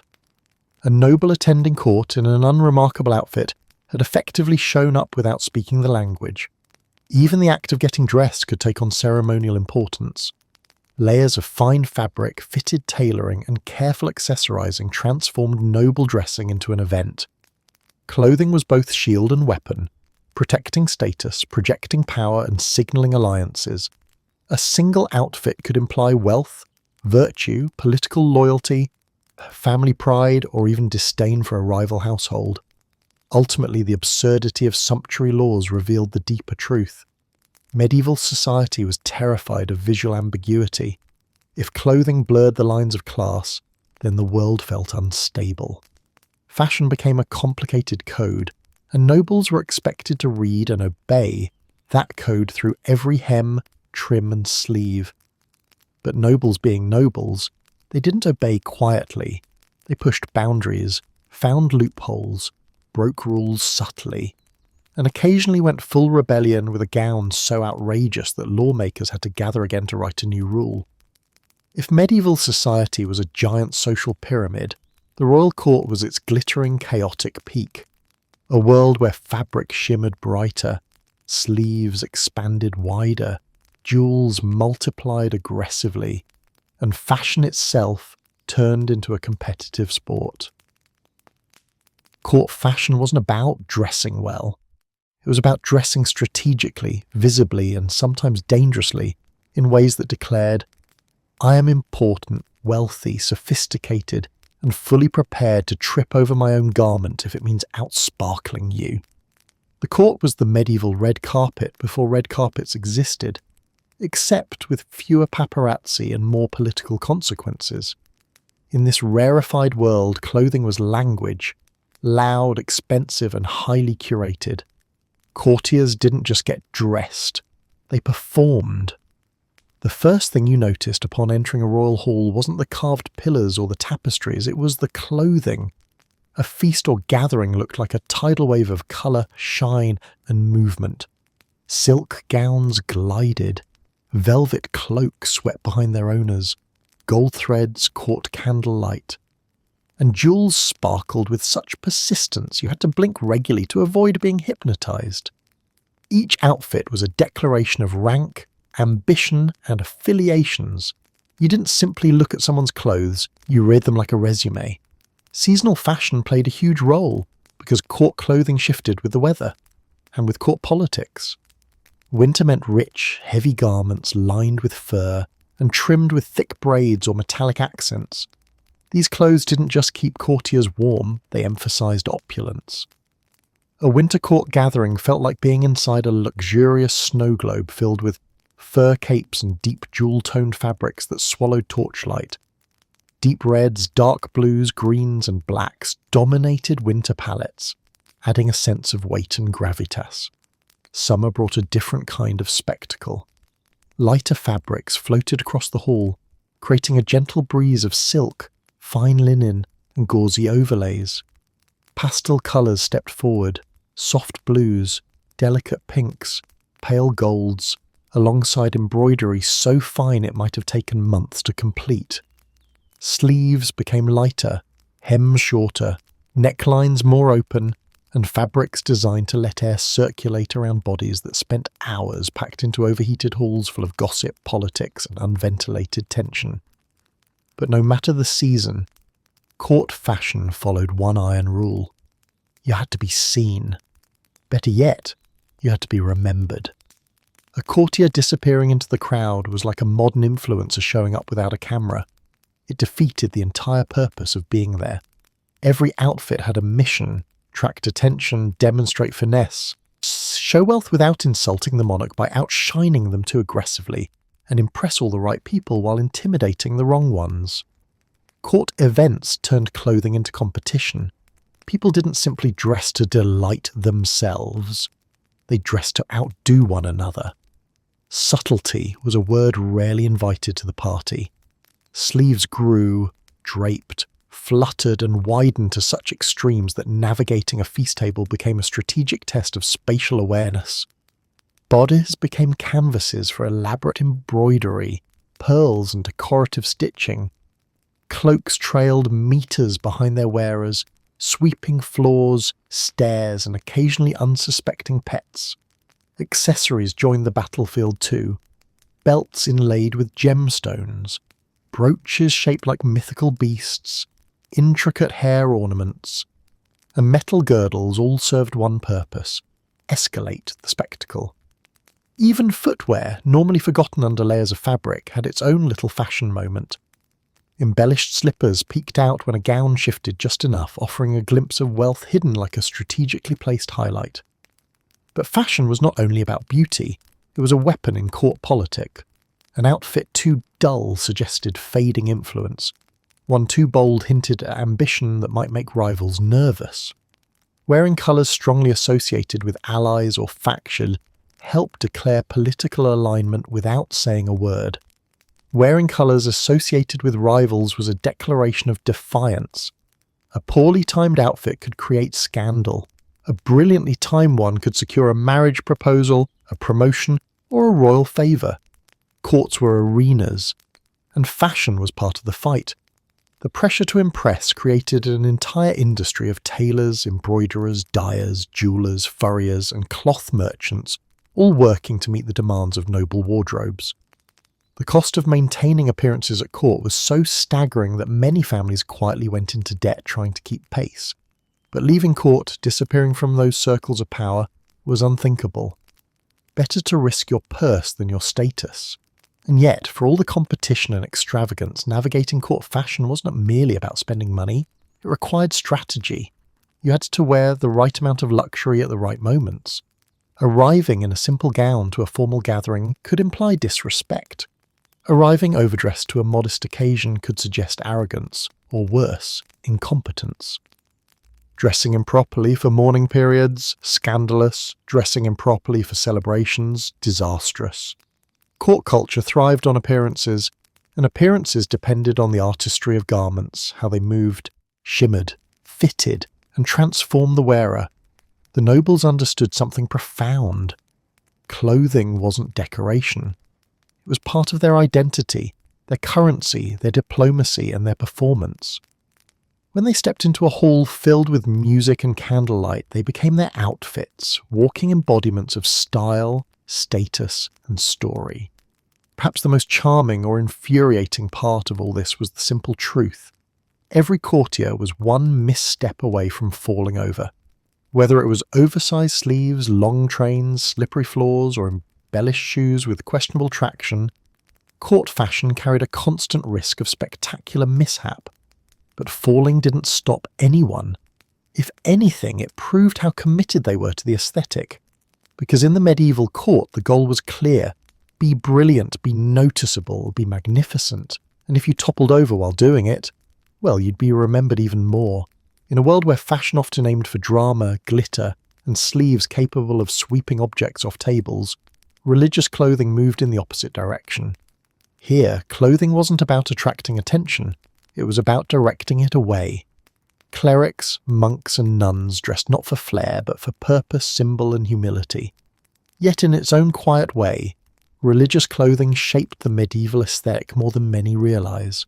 Faith dictated colours, silhouettes, materials, and even the very idea of what counted as decent. While noble courts sparkled, the churches, monasteries, and convents became islands of visual restraint. Religious garments declared, "I serve God," in designs so consistent and recognizable that even children could identify a cleric from across a crowded street. The outfits didn't scream wealth, but they whispered something just as powerful: discipline. Take the monk's habit, the garment that became almost mythical in its simplicity. A typical habit began with a soft, loose undertunic and a long outer robe topped with a hooded cowl. The silhouette was intentionally plain, creating a shape that erased vanity and emphasized modesty. While the rest of medieval society fussed over hem lengths and dye vibrancy, monks committed to an aesthetic that said, no frills, no fuss, and absolutely no pointy shoes under any circumstances.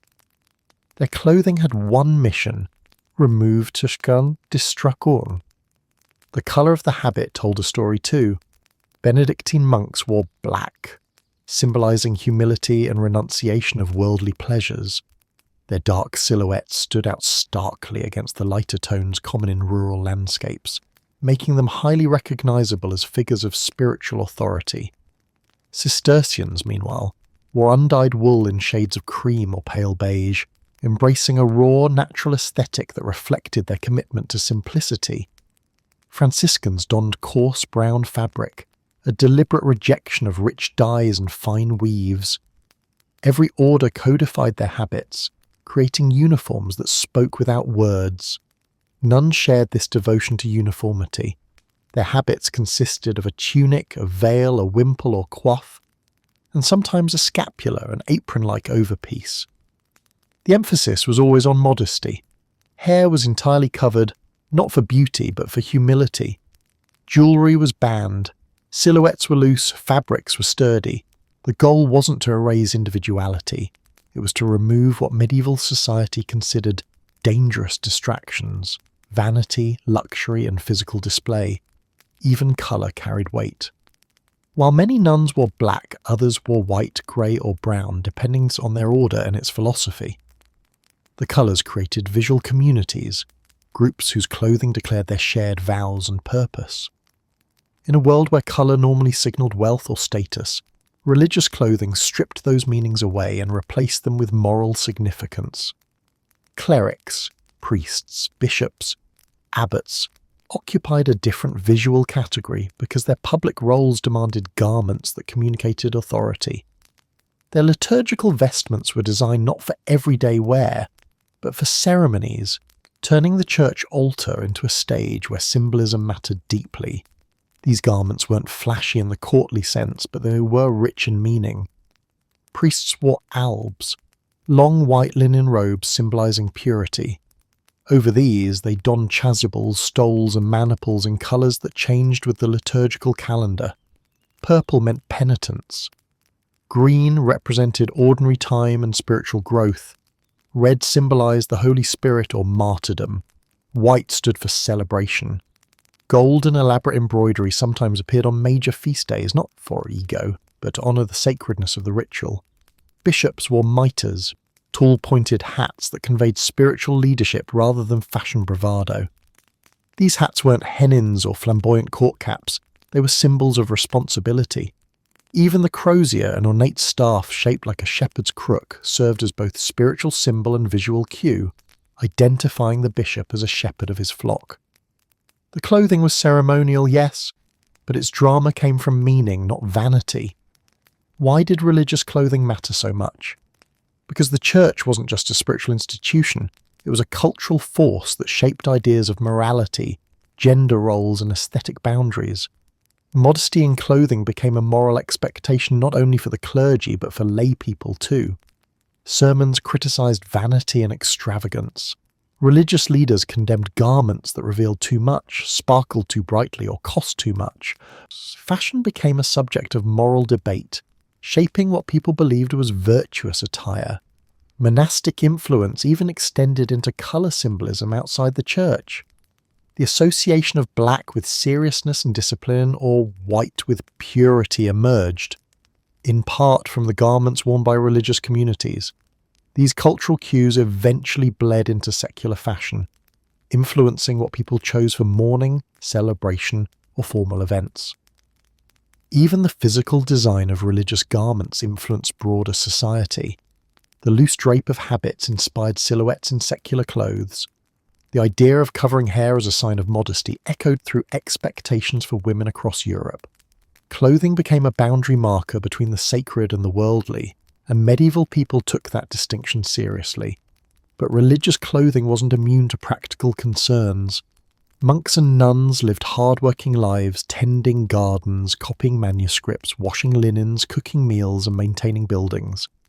Their garments needed to withstand chores, weather, and the rough realities of monastic life.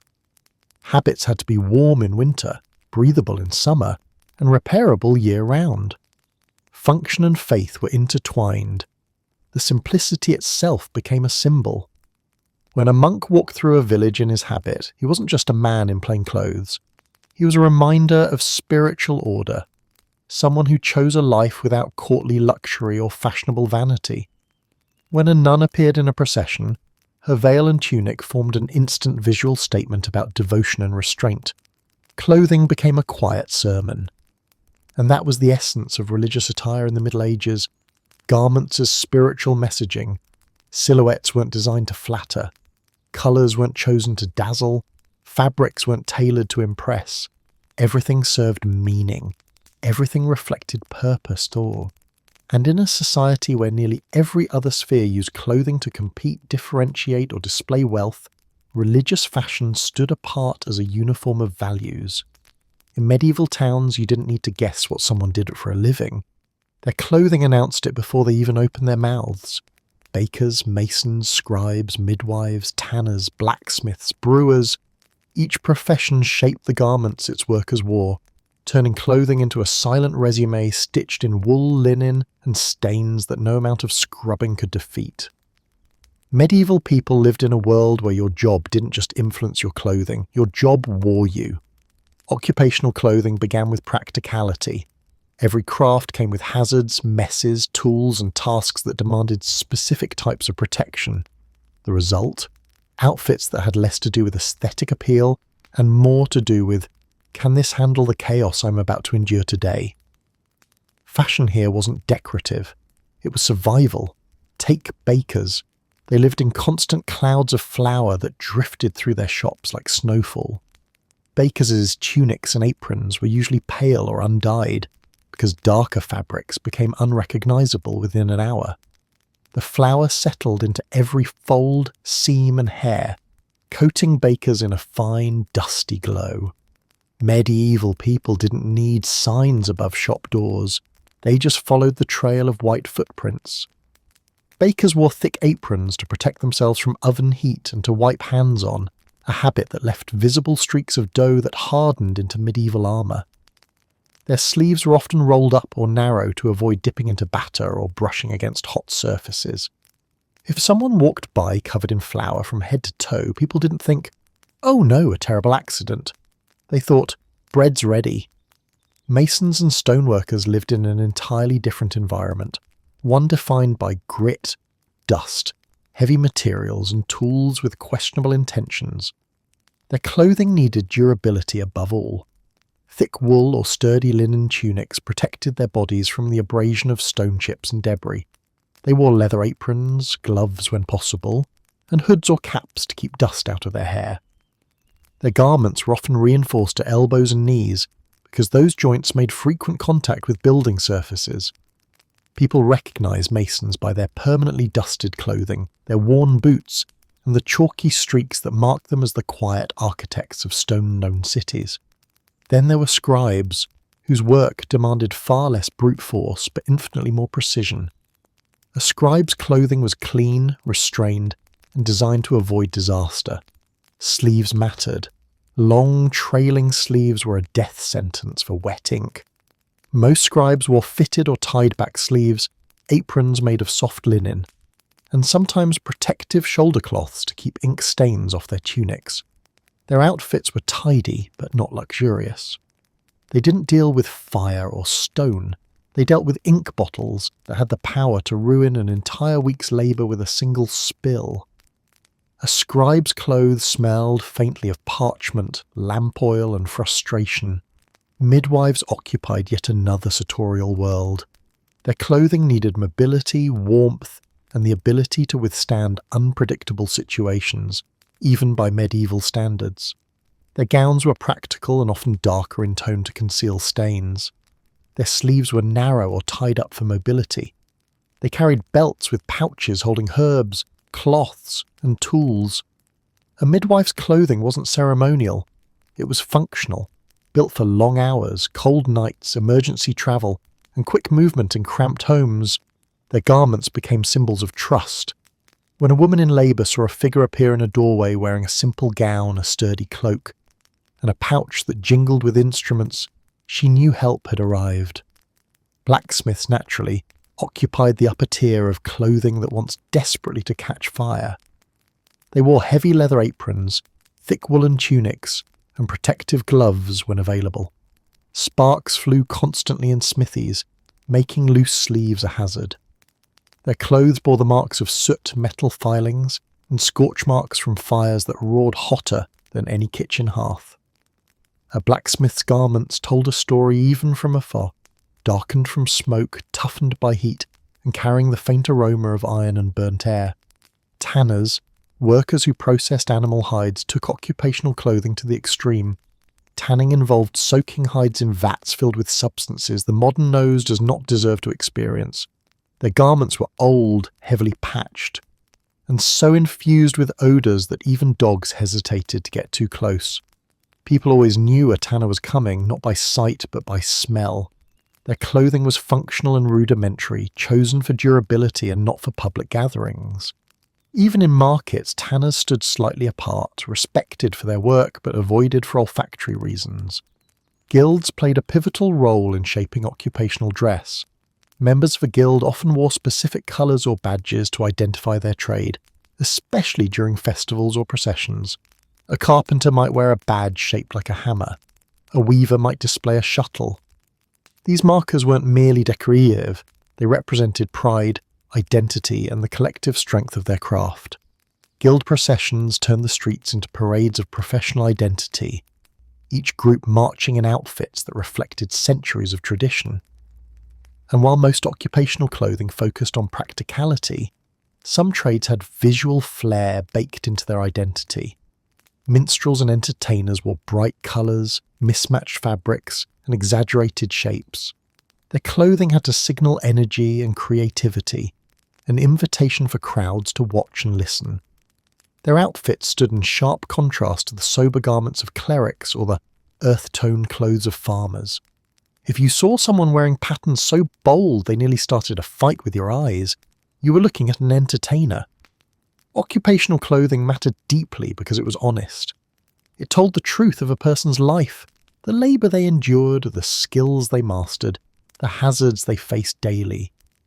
In towns full of apprentices, masters, and guild members, clothing created an unspoken map of society. People didn't wear garments to reinvent themselves. They wore garments that revealed exactly who they were. And perhaps the most charming thing is this. Even though the world was divided by social class, people took quiet pride in the visible signs of their work. Whether smeared with flour, dusted with stone, stained with ink, or shaped by fire, medieval workers wore their craft openly. Their clothing wasn't glamorous, but it was authentic. Medieval people lived in a climate that seemed personally offended by their existence. Winters were sharp and unforgiving, summers were humid or scorching depending on where you lived, and spring and autumn swung wildly between pleasant breeze and surprise storm. Dressing for the seasons wasn't a matter of fashion, it was a form of crisis management. Medieval clothing functioned like battlefield armour against the elements, because weather had no mercy and absolutely no consistency. People spent half the year frozen, half the year slow-cooked, and all year wearing layers that alternated between blessing and curse. Winter in the Middle Ages demanded seriousness. Houses were drafty, heating was erratic, insulation was a concept no one had invented yet, and the cold seeped into everything: walls, bed frames, bones, and especially clothing. When winter rolled in, medieval wardrobes transformed into fortresses of fabric. People layered tunics over tunics, shirts over shirts, gowns over gowns, and then added cloaks, shawls, hoods, and whatever else they could drape across themselves without falling over. A fully dressed person might resemble a very determined laundry pile. Fur became essential, not the decorative, luxurious fur we imagine on nobles, though they certainly enjoyed that too, but practical fur sourced from everyday animals. Sheepskin, rabbit skin, goat skin, squirrels by the dozen. People lined cloaks with fur, trimmed hoods with fur, sewed fur into mittens and shoes, and stuffed bits into gaps where the wind liked to attack. A winter cloak lined with thick fur could mean the difference between surviving a long walk and arriving frozen solid with the emotional stability of a snow-covered fence post. Of course, winter fashion carried problems. Layers added weight, restricted movement, and turned getting dressed into a full-body workout. Cloaks blew open in the wind, sleeves dragged through snow, and snow stuck to wool like a personal vendetta. Even indoors, heavy clothing stayed on because the fire warmed only those lucky enough to sit dangerously close to it. Medieval people developed a survival strategy of sorts. Find the warmest corner, guard it like treasure, and hope no one stronger needed the spot. But just when winter ended and people thought they could finally exhale, summer arrived, with an entirely different set of fashion nightmares. Medieval summer clothing didn't have the luxury of short sleeves shorts or anything resembling modern breathable sportswear. Modesty standards demanded coverage and practicality demanded some protection. So even in the hottest months, people wore long sleeves, long gowns, long tunics, and layers of linen that absorbed sweat like a thankless job. Summer linen was the season's hero.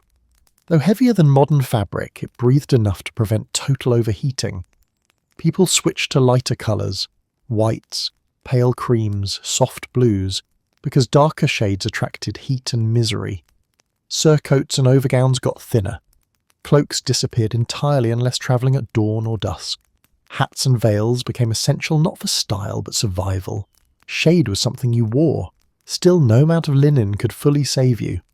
Medieval people operated in summer heat while carrying firewood, stirring cauldrons, threshing grain, and walking miles under the sun. Sweating was not a polite inconvenience. It was the default state of existence. And because laundry was labour-intensive and water was not always kind to delicate fabrics, people often chose sweating over the punishment of washing their finer garments. Summer clothing frequently reached the point of, we will pretend this is clean until social pressure forces otherwise. And yet, medieval fashion adapted in clever ways. Farmers rolled up sleeves and hems, children went barefoot. Merchants used shaded stalls and wore wide-brimmed hats. Women tied their veils more loosely, allowing air to circulate under layers of fabric that otherwise threatened to smother them. Everyone sought shade as if it were the rarest commodity in town. In southern regions, open windows, courtyard breezes, and lightweight linen helped, but modesty still required covering most of the body during the hottest months. The Middle Ages did not believe in weather-appropriate skin exposure. Spring and autumn were transitional seasons, the ones everyone hoped would be mild but were often chaotic instead. Spring brought unpredictable rainstorms that soaked clothing within seconds, adding immediate extra weight and a scent no one wanted to discuss. Wool took forever to dry, so spring often meant wearing half-damp clothing for days on end. Cloaks became umbrellas, hoods became shields. People walked around carrying the hopeful expression of someone praying for sunshine. Autumn, meanwhile, swung between pleasant breezes and sudden cold snaps that forced everyone back into layering whether they liked it or not. It was the season of compromise. Lighter fabrics paired with wool cloaks, linen shirts tucked under heavier tunics, hoods pulled up and down constantly as the temperature shifted. People learned to take nothing for granted. One morning might be crisp and refreshing, the afternoon an inferno, and the evening a windstorm designed to destroy your hairstyle, hat and mood simultaneously. Seasonal colours emerged organically. Winter favoured darker, richer tones that disguised soot, mud and wear. Summer embraced pale shades that kept heat at bay. Autumn and spring welcomed earthy tones and muted dyes, practical, resilient, and forgiving of stains acquired while crossing muddy roads or slipping through damp fields. Across all seasons, medieval people battled the eternal curse of too many layers because their clothing system required it. You dressed for warmth, modesty, and survival. And sometimes, even in summer, you had to deal with layers that you couldn't remove without removing your entire outfit. Medieval dressing wasn't modular, it was architectural. Comfort was optional. Still, medieval people adapted with a kind of stubborn charm. They cursed the heat, braced against the cold, patched the damage, and kept going. Clothing didn't protect perfectly, but it did what it could in a world that had no mercy for the unprepared.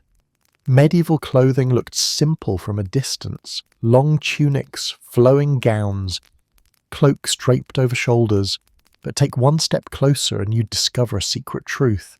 No one had pockets, not peasants, not merchants, not knights, not nobles. Pockets, those blessed miracles of modern practicality, were centuries away. So medieval people had to improvise, which they did with enthusiasm, frustration, and a surprising amount of dangling equipment. Their outfits became portable storage units, jingling, clinking, swinging, and occasionally hitting them in the thigh when least expected. The accessory that made all of this possible was the belt. Belts were the backbone of medieval personal organisation. Part fashion, part utility, part emotional support system. Everyone wore belts. Men wore belts. Women wore belts. Children wore belts. Even monks, whose wardrobes were otherwise allergic to flare, tied rope belts around their habits. The belts cinched garments into shape, gave the silhouette some control, and, most importantly, served as the anchor for everything a medieval person needed to carry. Coin pouches were among the most common attachments. Imagine walking through a marketplace without pockets while needing to pay for bread, cheese, ale, candles, fabric, spices, and taxes. Sadly, always taxes. A pouch was essential. Some were simple leather bags, others were embroidered or beaded, showing off wealth in a modest, please don't rob me, but also notice I am stylish kind of way. Pouches tied securely to belts, but thieves were clever. So many people kept their hands near them in crowded spaces. A medieval market was a symphony of shouting vendors and people checking their pouches like paranoid squirrels. But pouches weren't alone. Medieval people hung everything from their belts. Keys, for instance, large, important metal keys that looked capable of unlocking dungeons, or perhaps doubling as small weapons if the situation demanded. The person who carried keys in a household was someone with authority, and the jingling sound announced their status before they appeared around a corner. Then there were tools. Not big tools, nobody dragged a hammer around like a fashion statement, but little ones. Small knives, for example, were absolutely everywhere. Eating knives weren't provided at most inns or homes, you brought your own. So a personal knife hung from the belt at all times. This wasn't sinister or dramatic, it was normal life. Medieval people ate with their blade, used it for cutting string, slicing fruit, carving wood, opening letters, or dealing with whatever unexpected chore popped up. Your knife was your medieval multi-tool, and forgetting it meant being mildly helpless until you borrowed someone else's. Alongside knives came fire strikers, steel pieces paired with bits of flint, ready to spark a flame whenever someone needed to light a torch, candle, or hearth. Travellers especially kept these close because the difference between a warm fire and a cold night in the woods could depend on those tools. They often hung in leather sleeves or little cases to keep them dry. Women's accessories offered an entire world of their own. Since gowns lacked pockets just as much as tunics did, women relied heavily on belts and girdles, ornamented waist pieces made of leather, metal, silk, or woven cord.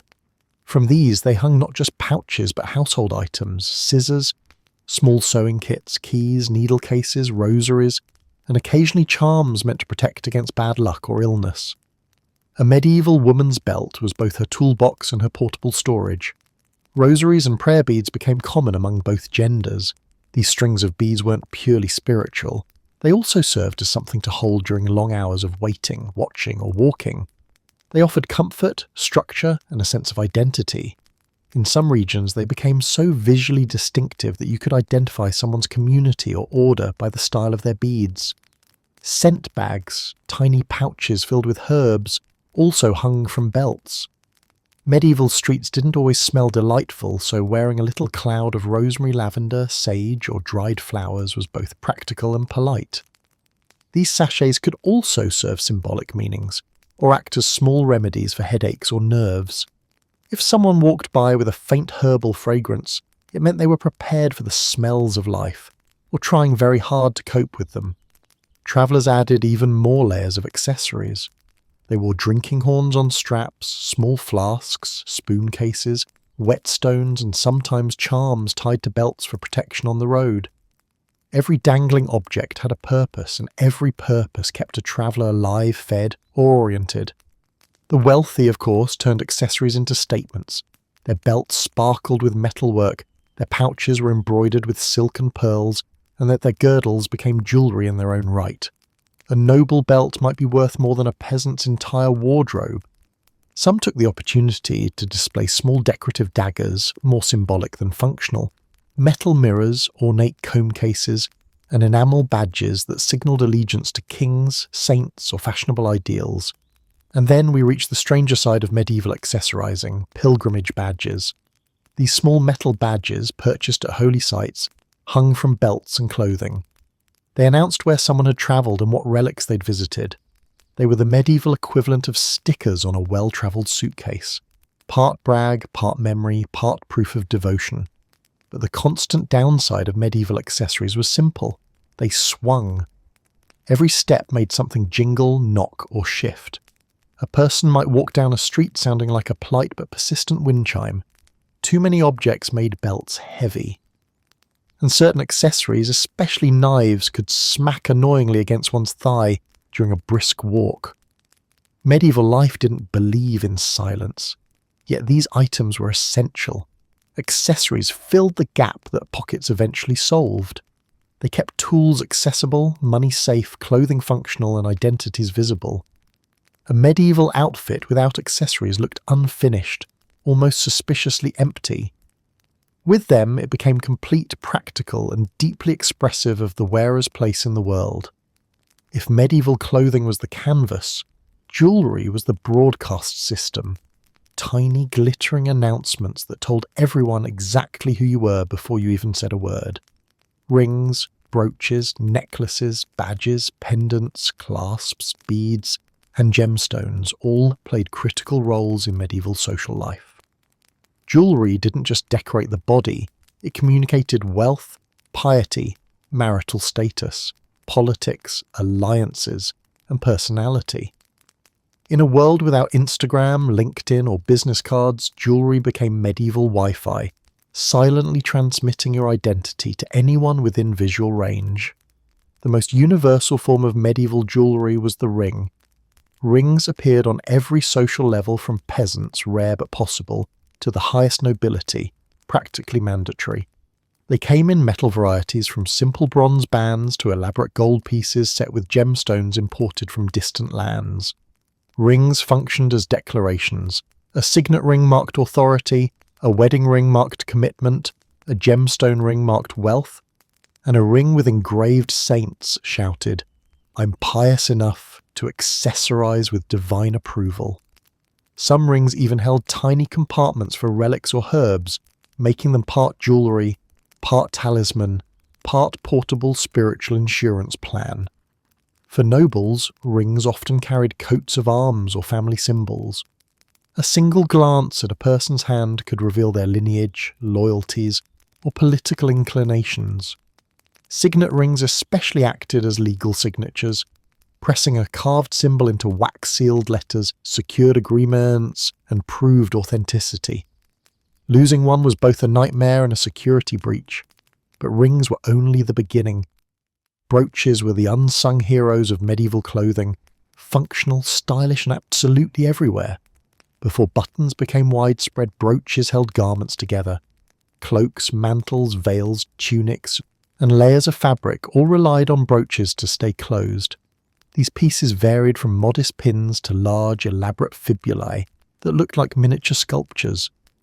A brooch was a medieval power move. Wear it big enough, bright enough, or intricate enough, and you could outshine an entire room without saying a single word. Brooch designs told their own stories. Some bore symbols of saints, others depicted animals, plants, or mythical creatures. Celtic-influenced brooches swirled with knotwork. Viking-influenced brooches carried fierce animal motifs. Courtly brooches sparkled with gemstones arranged like tiny mosaics. Even the simplest brooch held meaning, showed care, taste, and a desire to avoid wardrobe malfunction while looking vaguely impressive.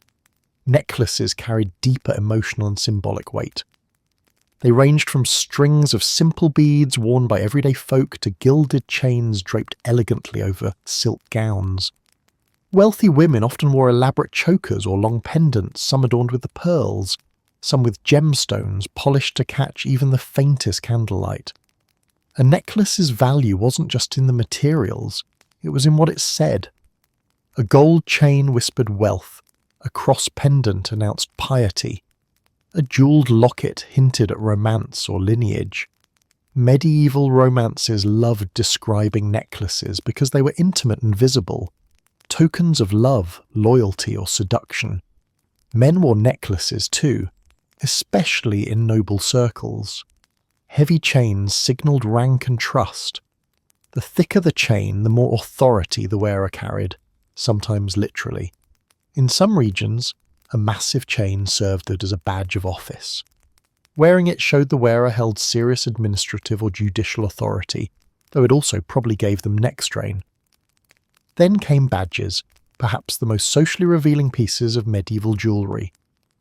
These metal or pewter items were worn pinned to clothing or hanging from belts, and they marked everything: profession, pilgrimage, political allegiance, favourite saint, membership in guilds, loyalty to kings, or even attendance at certain events. Badges democratised jewellery in a way finer pieces could not. They were affordable, mass-produced, and worn by all classes. At a glance, badges told stories about where people had travelled, who they supported, or what spiritual journeys they had undertaken. Pilgrimage badges were especially popular. Visiting a holy site, you bought a badge with the shrine symbol. Completing a long pilgrimage, you covered your cloak in proof. These badges weren't mere souvenirs. They were wearable spiritual passports, broadcasting your devotion, endurance, and bragging rights. They jingled, flashed, and rustled during the movement, announcing your sanctified adventures to everyone around you. Beyond political or spiritual meaning, jewellery also served magical and protective purposes. Amulets containing herbs, carved stones, or symbolic metals offered comfort against illness, misfortune, or evil spirits.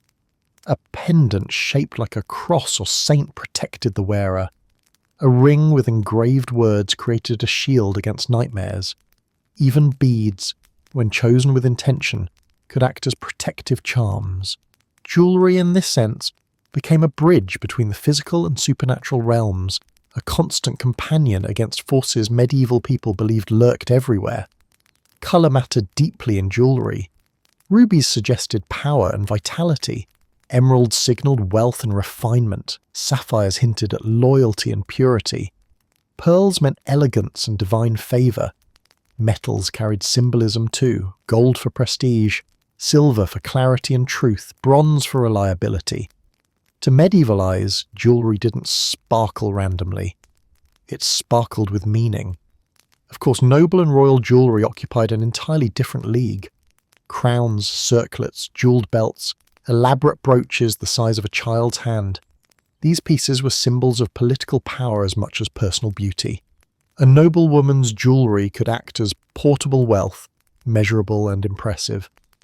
Royal treasuries kept inventories of jewels so valuable they were practically national assets. Wearing such jewellery wasn't just for flair. It was a visual guarantee of your place in the social order. Yet even the richest jewels had practical contexts. Court events required opulent display.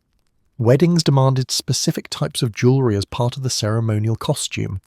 Mourning required subdued adornment. Religious days called for symbolic pieces. Jewellery synchronised with social rhythms, At every level of society, jewellery tied people together. It connected spouses, families, guilds, faith communities, political factions and friends. It marked life stages, births, betrothals, marriages, promotions and pilgrimages. It clarified social identity when clothing alone wasn't enough. It whispered who you were and hinted at who you hoped to become. Jewellery wasn't icing on the fashion cake. It was the operating system that made the whole social network run. For all the elegance, sparkle, symbolism and self-declared sophistication of medieval fashion, it carried a dark, chaotic truth.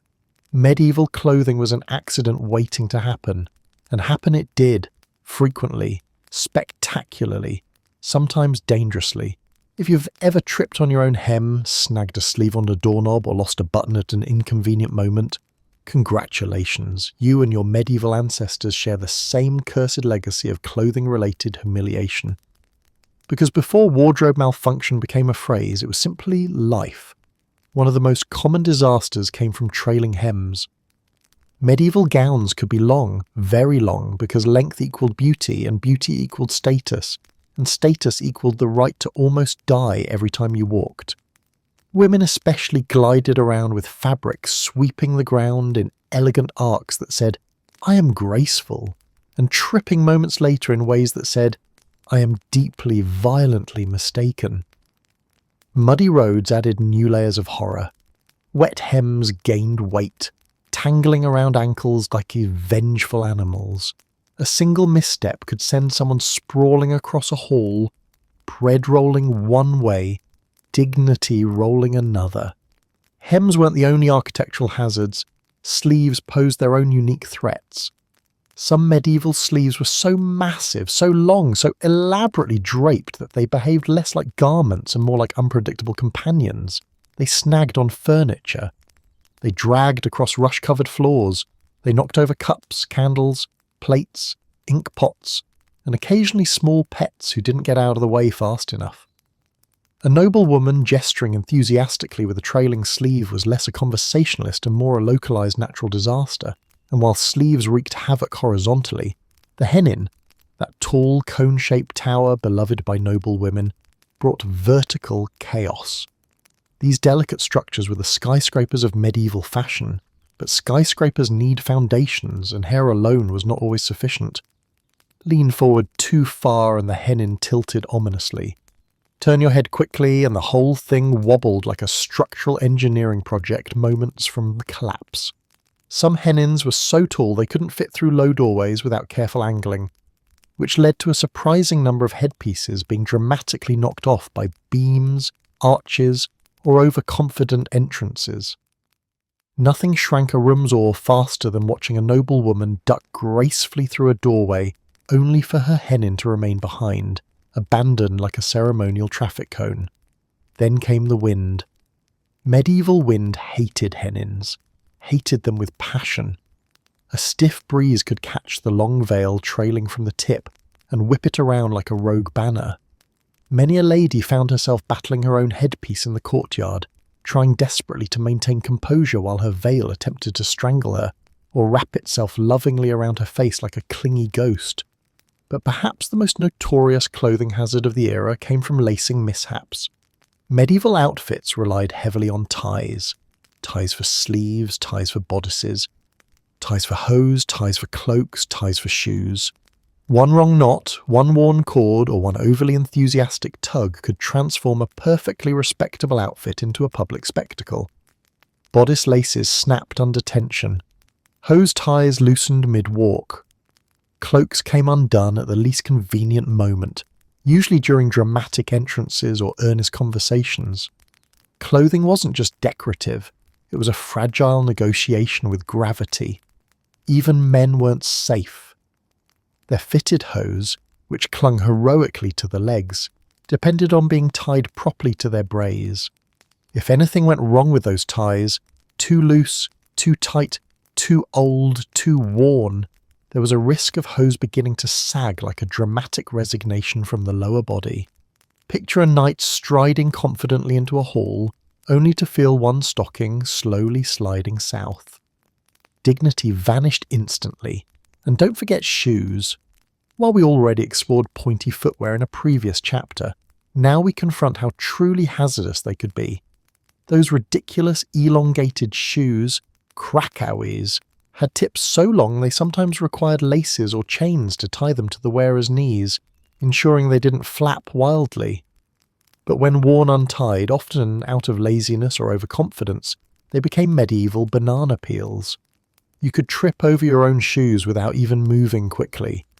Watching someone try to run in them was like witnessing slapstick surgery. Fire was another constant enemy.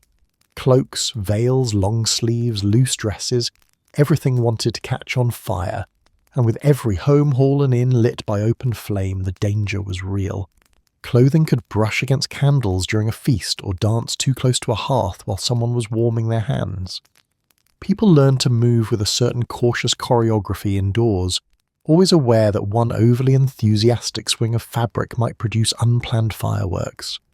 Then there were accidental exposures, the unspoken nightmares of medieval life. A tear in the wrong place, a sleeve slipping off a shoulder unexpectedly, or a gust of wind lifting layers in an uncooperative moment could leave someone revealing far more than fashion intended.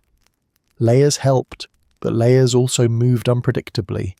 A well-placed breeze could transform a dignified noble into the star of a moment they would never live down. Metal accessories added their own complications. Brooches could pop open, releasing cloaks with dramatic flair and occasionally hitting someone nearby.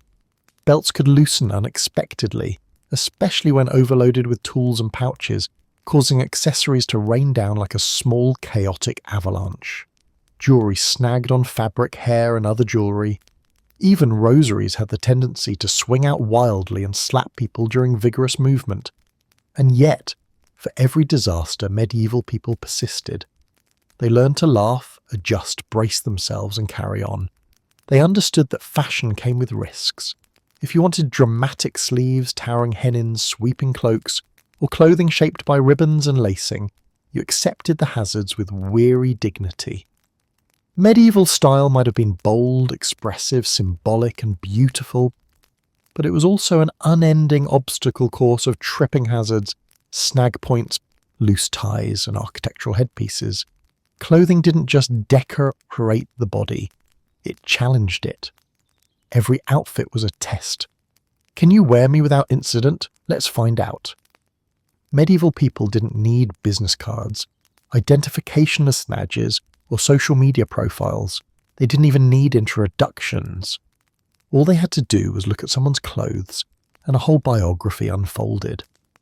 In a world where literacy was rare, but observation was universal, clothing became a visual resume, a constantly updated, publicly displayed document that revealed who you were, where you stood, what you did, and occasionally how recently you'd had access to clean water. Medieval fashion wasn't just fabric, it was communication. The first and most obvious category was status. Social rank was woven directly into clothing, so boldly that even a child could spot a noble from a peasant at 30 paces. Nobles wore finer fabrics, smooth wool, shimmering silk, velvet that drank up candlelight.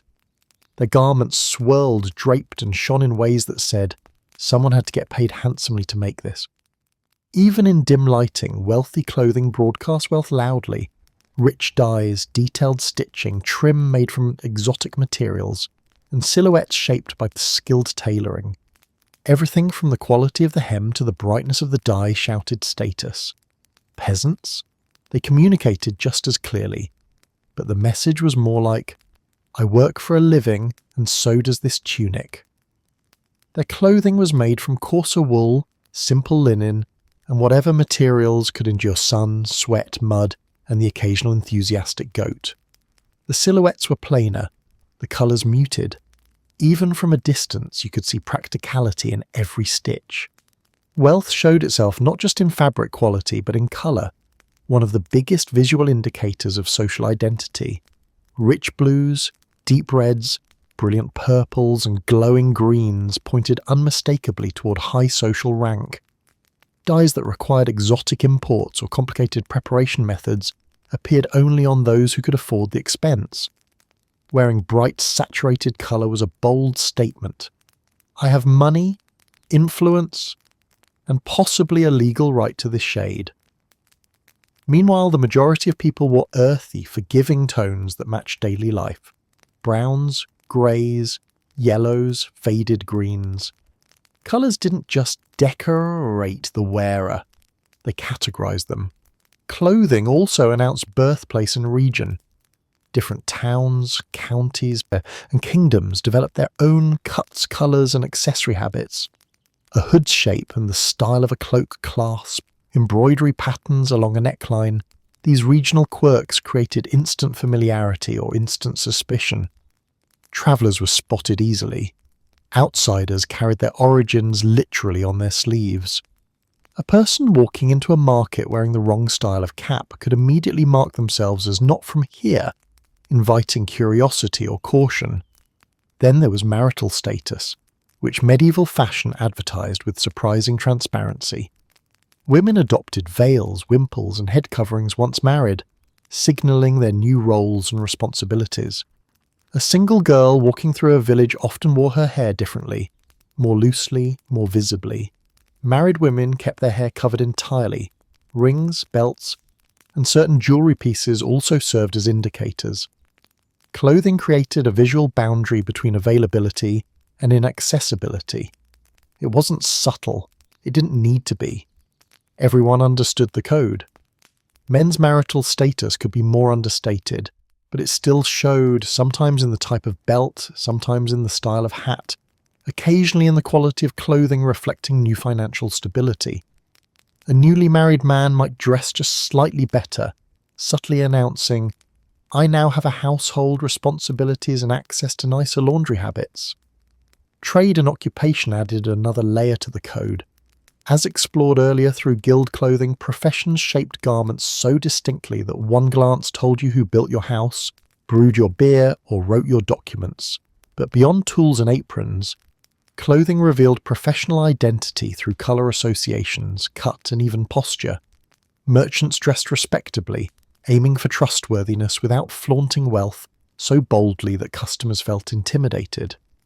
Craftsmen wore sturdy garments but added small touches, embroidery, dye, or unique trims that showed pride in their craft.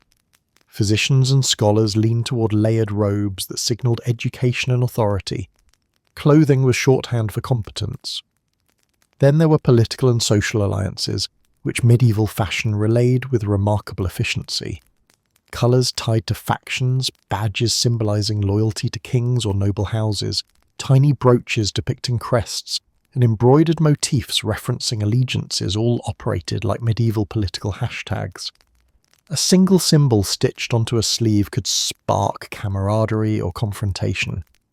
If you wore the wrong emblem in the wrong tavern, suddenly your clothing wasn't just a resume, it was a very loud opinion. Religious devotion also entered the equation. Crosses, badges from pilgrimages, and colour choices reflecting spiritual commitments appeared on clothing frequently. A person wearing a badge from Canterbury, Compostela, or Rome was broadcasting, "I completed a pilgrimage. Respect me, envy me," or avoid making eye contact. Even something as simple as wearing white on certain feast days signalled piety. And then there was the unspoken category, attitude toward bathing, something medieval people had deeply varied relationships with. Clothing could betray whether someone had access to clean linens, whether sweat stains had been aggressively scrubbed or simply accepted, and whether the wearer participated in regular washing habits or belonged to the "it's winter, I'll wait" population. While medieval hygiene wasn't as catastrophic as stereotypes suggest, clothing still revealed who valued frequent laundering and who was growing intimately familiar with the scent of their own tunic. Beyond practical signals, medieval clothing transmitted personality. The way someone wore their belt, tight, loose, high, low, communicated mood and confidence. A slightly daring neckline or flamboyant sleeve suggested boldness. A conservative silhouette announced restraint. A brightly coloured hood hinted at humour or youthfulness. People didn't simply wear clothing, they curated their visual identity like a personal brand. Clothes also captured life stages. A widow in dark garments declared mourning to every passerby. A young boy transitioning into adult-sized clothing marked a rite of passage. A noblewoman suddenly appearing in richer fabrics signalled rising family fortunes or a successful marriage alliance. Medieval society understood clothing as deeply as we understand tone of voice. It was social shorthand, visual poetry, cultural grammar. To dress was to speak, to observe was to interpret. Every fold, stitch and dye had meaning because medieval life depended on visual cues to navigate hierarchy, safety and belonging. In short, medieval clothing wasn't just fashion, it was legible, strategic and unavoidable communication, a resume you wore every time you stepped outside. If you step back and look at medieval fashion as a whole, its layers, its colour codes, its towering hats, trailing hems, symbolic jewellery, flame-prone cloaks, armour that doubled as ego armour, and shoes so pointy they posed ethical questions, you discover an undeniable truth. Medieval fashion wasn't merely clothing, it was theatre. It was a system of meaning wrapped in fabric, a swirling visual symphony of identity, status, faith, humour, practicality, and absolutely unhinged creativity. Medieval Europe didn't dabble in fashion, it choreographed it. Like any good spectacle, medieval fashion thrived on contradiction. It needed to be beautiful and symbolic, powerful and dangerous, practical and wildly impractical. Clothing wasn't just about keeping warm, impressing neighbours, or catching the eye of someone at a feast. It was about telling a story the moment you walked into a room, before your mouth even tried to speak. Everyone was, in a sense, on stage, performing the role their society expected. Noble, merchant, monk, spouse, traveller, labourer, rebel, pilgrim, dreamer. Their clothing became the script. One of the most dramatic contradictions was the balance between function and spectacle. Daily life demanded garments that could withstand mud, rain, fire, and the abrasive energy of people who never sat still. Yet the same society produced attire that reached dizzying heights of impracticality, literally, in the case of women balancing cone-shaped hennins, engineered by tailors who must have been part architecture student, part comedian. Medieval fashion constantly tried to solve real-world problems while simultaneously creating new ones. Cold winters demanded layers, hot summers demanded lighter fabrics, but instead of simplifying, fashion leaned into excess and symbolism. Cloaks billowed dramatically even when they were heavy and unwieldy. Bright colours shouted status even when they attracted heat or dirt. Jewellery sparkled with meaning even when it snagged on sleeve or posed choking hazards. Armour gleamed with artistry even when its added flourishes made movement mildly hazardous. Everything was extra. Everything mattered. Symbolism too reached operatic levels. Clothing functioned like a medieval resume, biography and personality test all rolled into one. It told others where you were from, what you believed, how wealthy your household was, what work you did, what stage of life you occupied, how pious you appeared, and whether you were aligned with certain political factions or religious groups. People read clothing as fluently as we read facial expressions or logos today. In a society where verbal communication was limited by literacy and etiquette, fabric did the talking. Even the smallest details had purpose. A brooch wasn't just a clasp, it signalled allegiance, wealth, or aesthetic taste. A ring wasn't merely decoration, it was a personal statement, a legal tool, or even a portable relic. A hood wasn't just a hood, it was protection from weather, a badge of status, and a cultural identifier. A belt wasn't simply a belt, it was a portable utility system holding together a person's entire life because pockets did not exist. And then there was innovation, hiding quietly beneath the chaos. Medieval tailors solved engineering problems with surprisingly modern logic, shaping garments with triangular gauze to improve movement, using lacing systems that distributed tension, incorporating layers strategically for insulation, reinforcing stress points, experimenting with dyes, patterns, and embroidery. Clothing construction wasn't crude, It was sophisticated. Tailors simply had different priorities than we do today. Their innovations weren't meant for runway shows. They were meant to withstand windstorms, horseback rides, religious ceremonies, and the occasional unplanned sprint from an angry animal. Fashion reflected not just the culture, but the ecosystem of medieval life. It responded to climate, politics, religious authority, class division, trade networks, and even the global movements of dyes and fabrics. Silk from Asia transformed noble wardrobes. Woad fields shaped blue dyes. Imported furs signalled alliances and wealth. Local weaving traditions created regional accents in clothing that allowed people to identify outsiders instantly. Fashion was global long before globalization became a word. And of course, medieval fashion brought chaos with it. Honest, earnest, endearing chaos. Trippingly long M's, sleeves that acted like rogue weapons, accessories that swung dangerously, shoes that prevented running, veils that tried to suffocate their wearers, armour that clanked, gleamed, and occasionally trapped someone inside it like a glamorous metal crow. If something could go wrong, medieval clothing invited it to do so. But that chaos wasn't a flaw, it was part of the charm. What makes medieval fashion so weirdly beautiful to us today is the sheer boldness of it all. Medieval people made clothing matter. They embraced symbolism, embraced risk, embraced theatricality, embraced contradiction. They didn't shy away from looking dramatic. They lived in a world where clothing shaped your identity at every level. Public, personal, spiritual, and political. There was nothing subtle about it, and nothing boring. And here's the twist.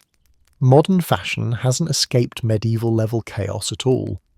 We still trip on long dresses, we still choose outfits for status, we still broadcast identity through brands, colours, accessories and silhouettes.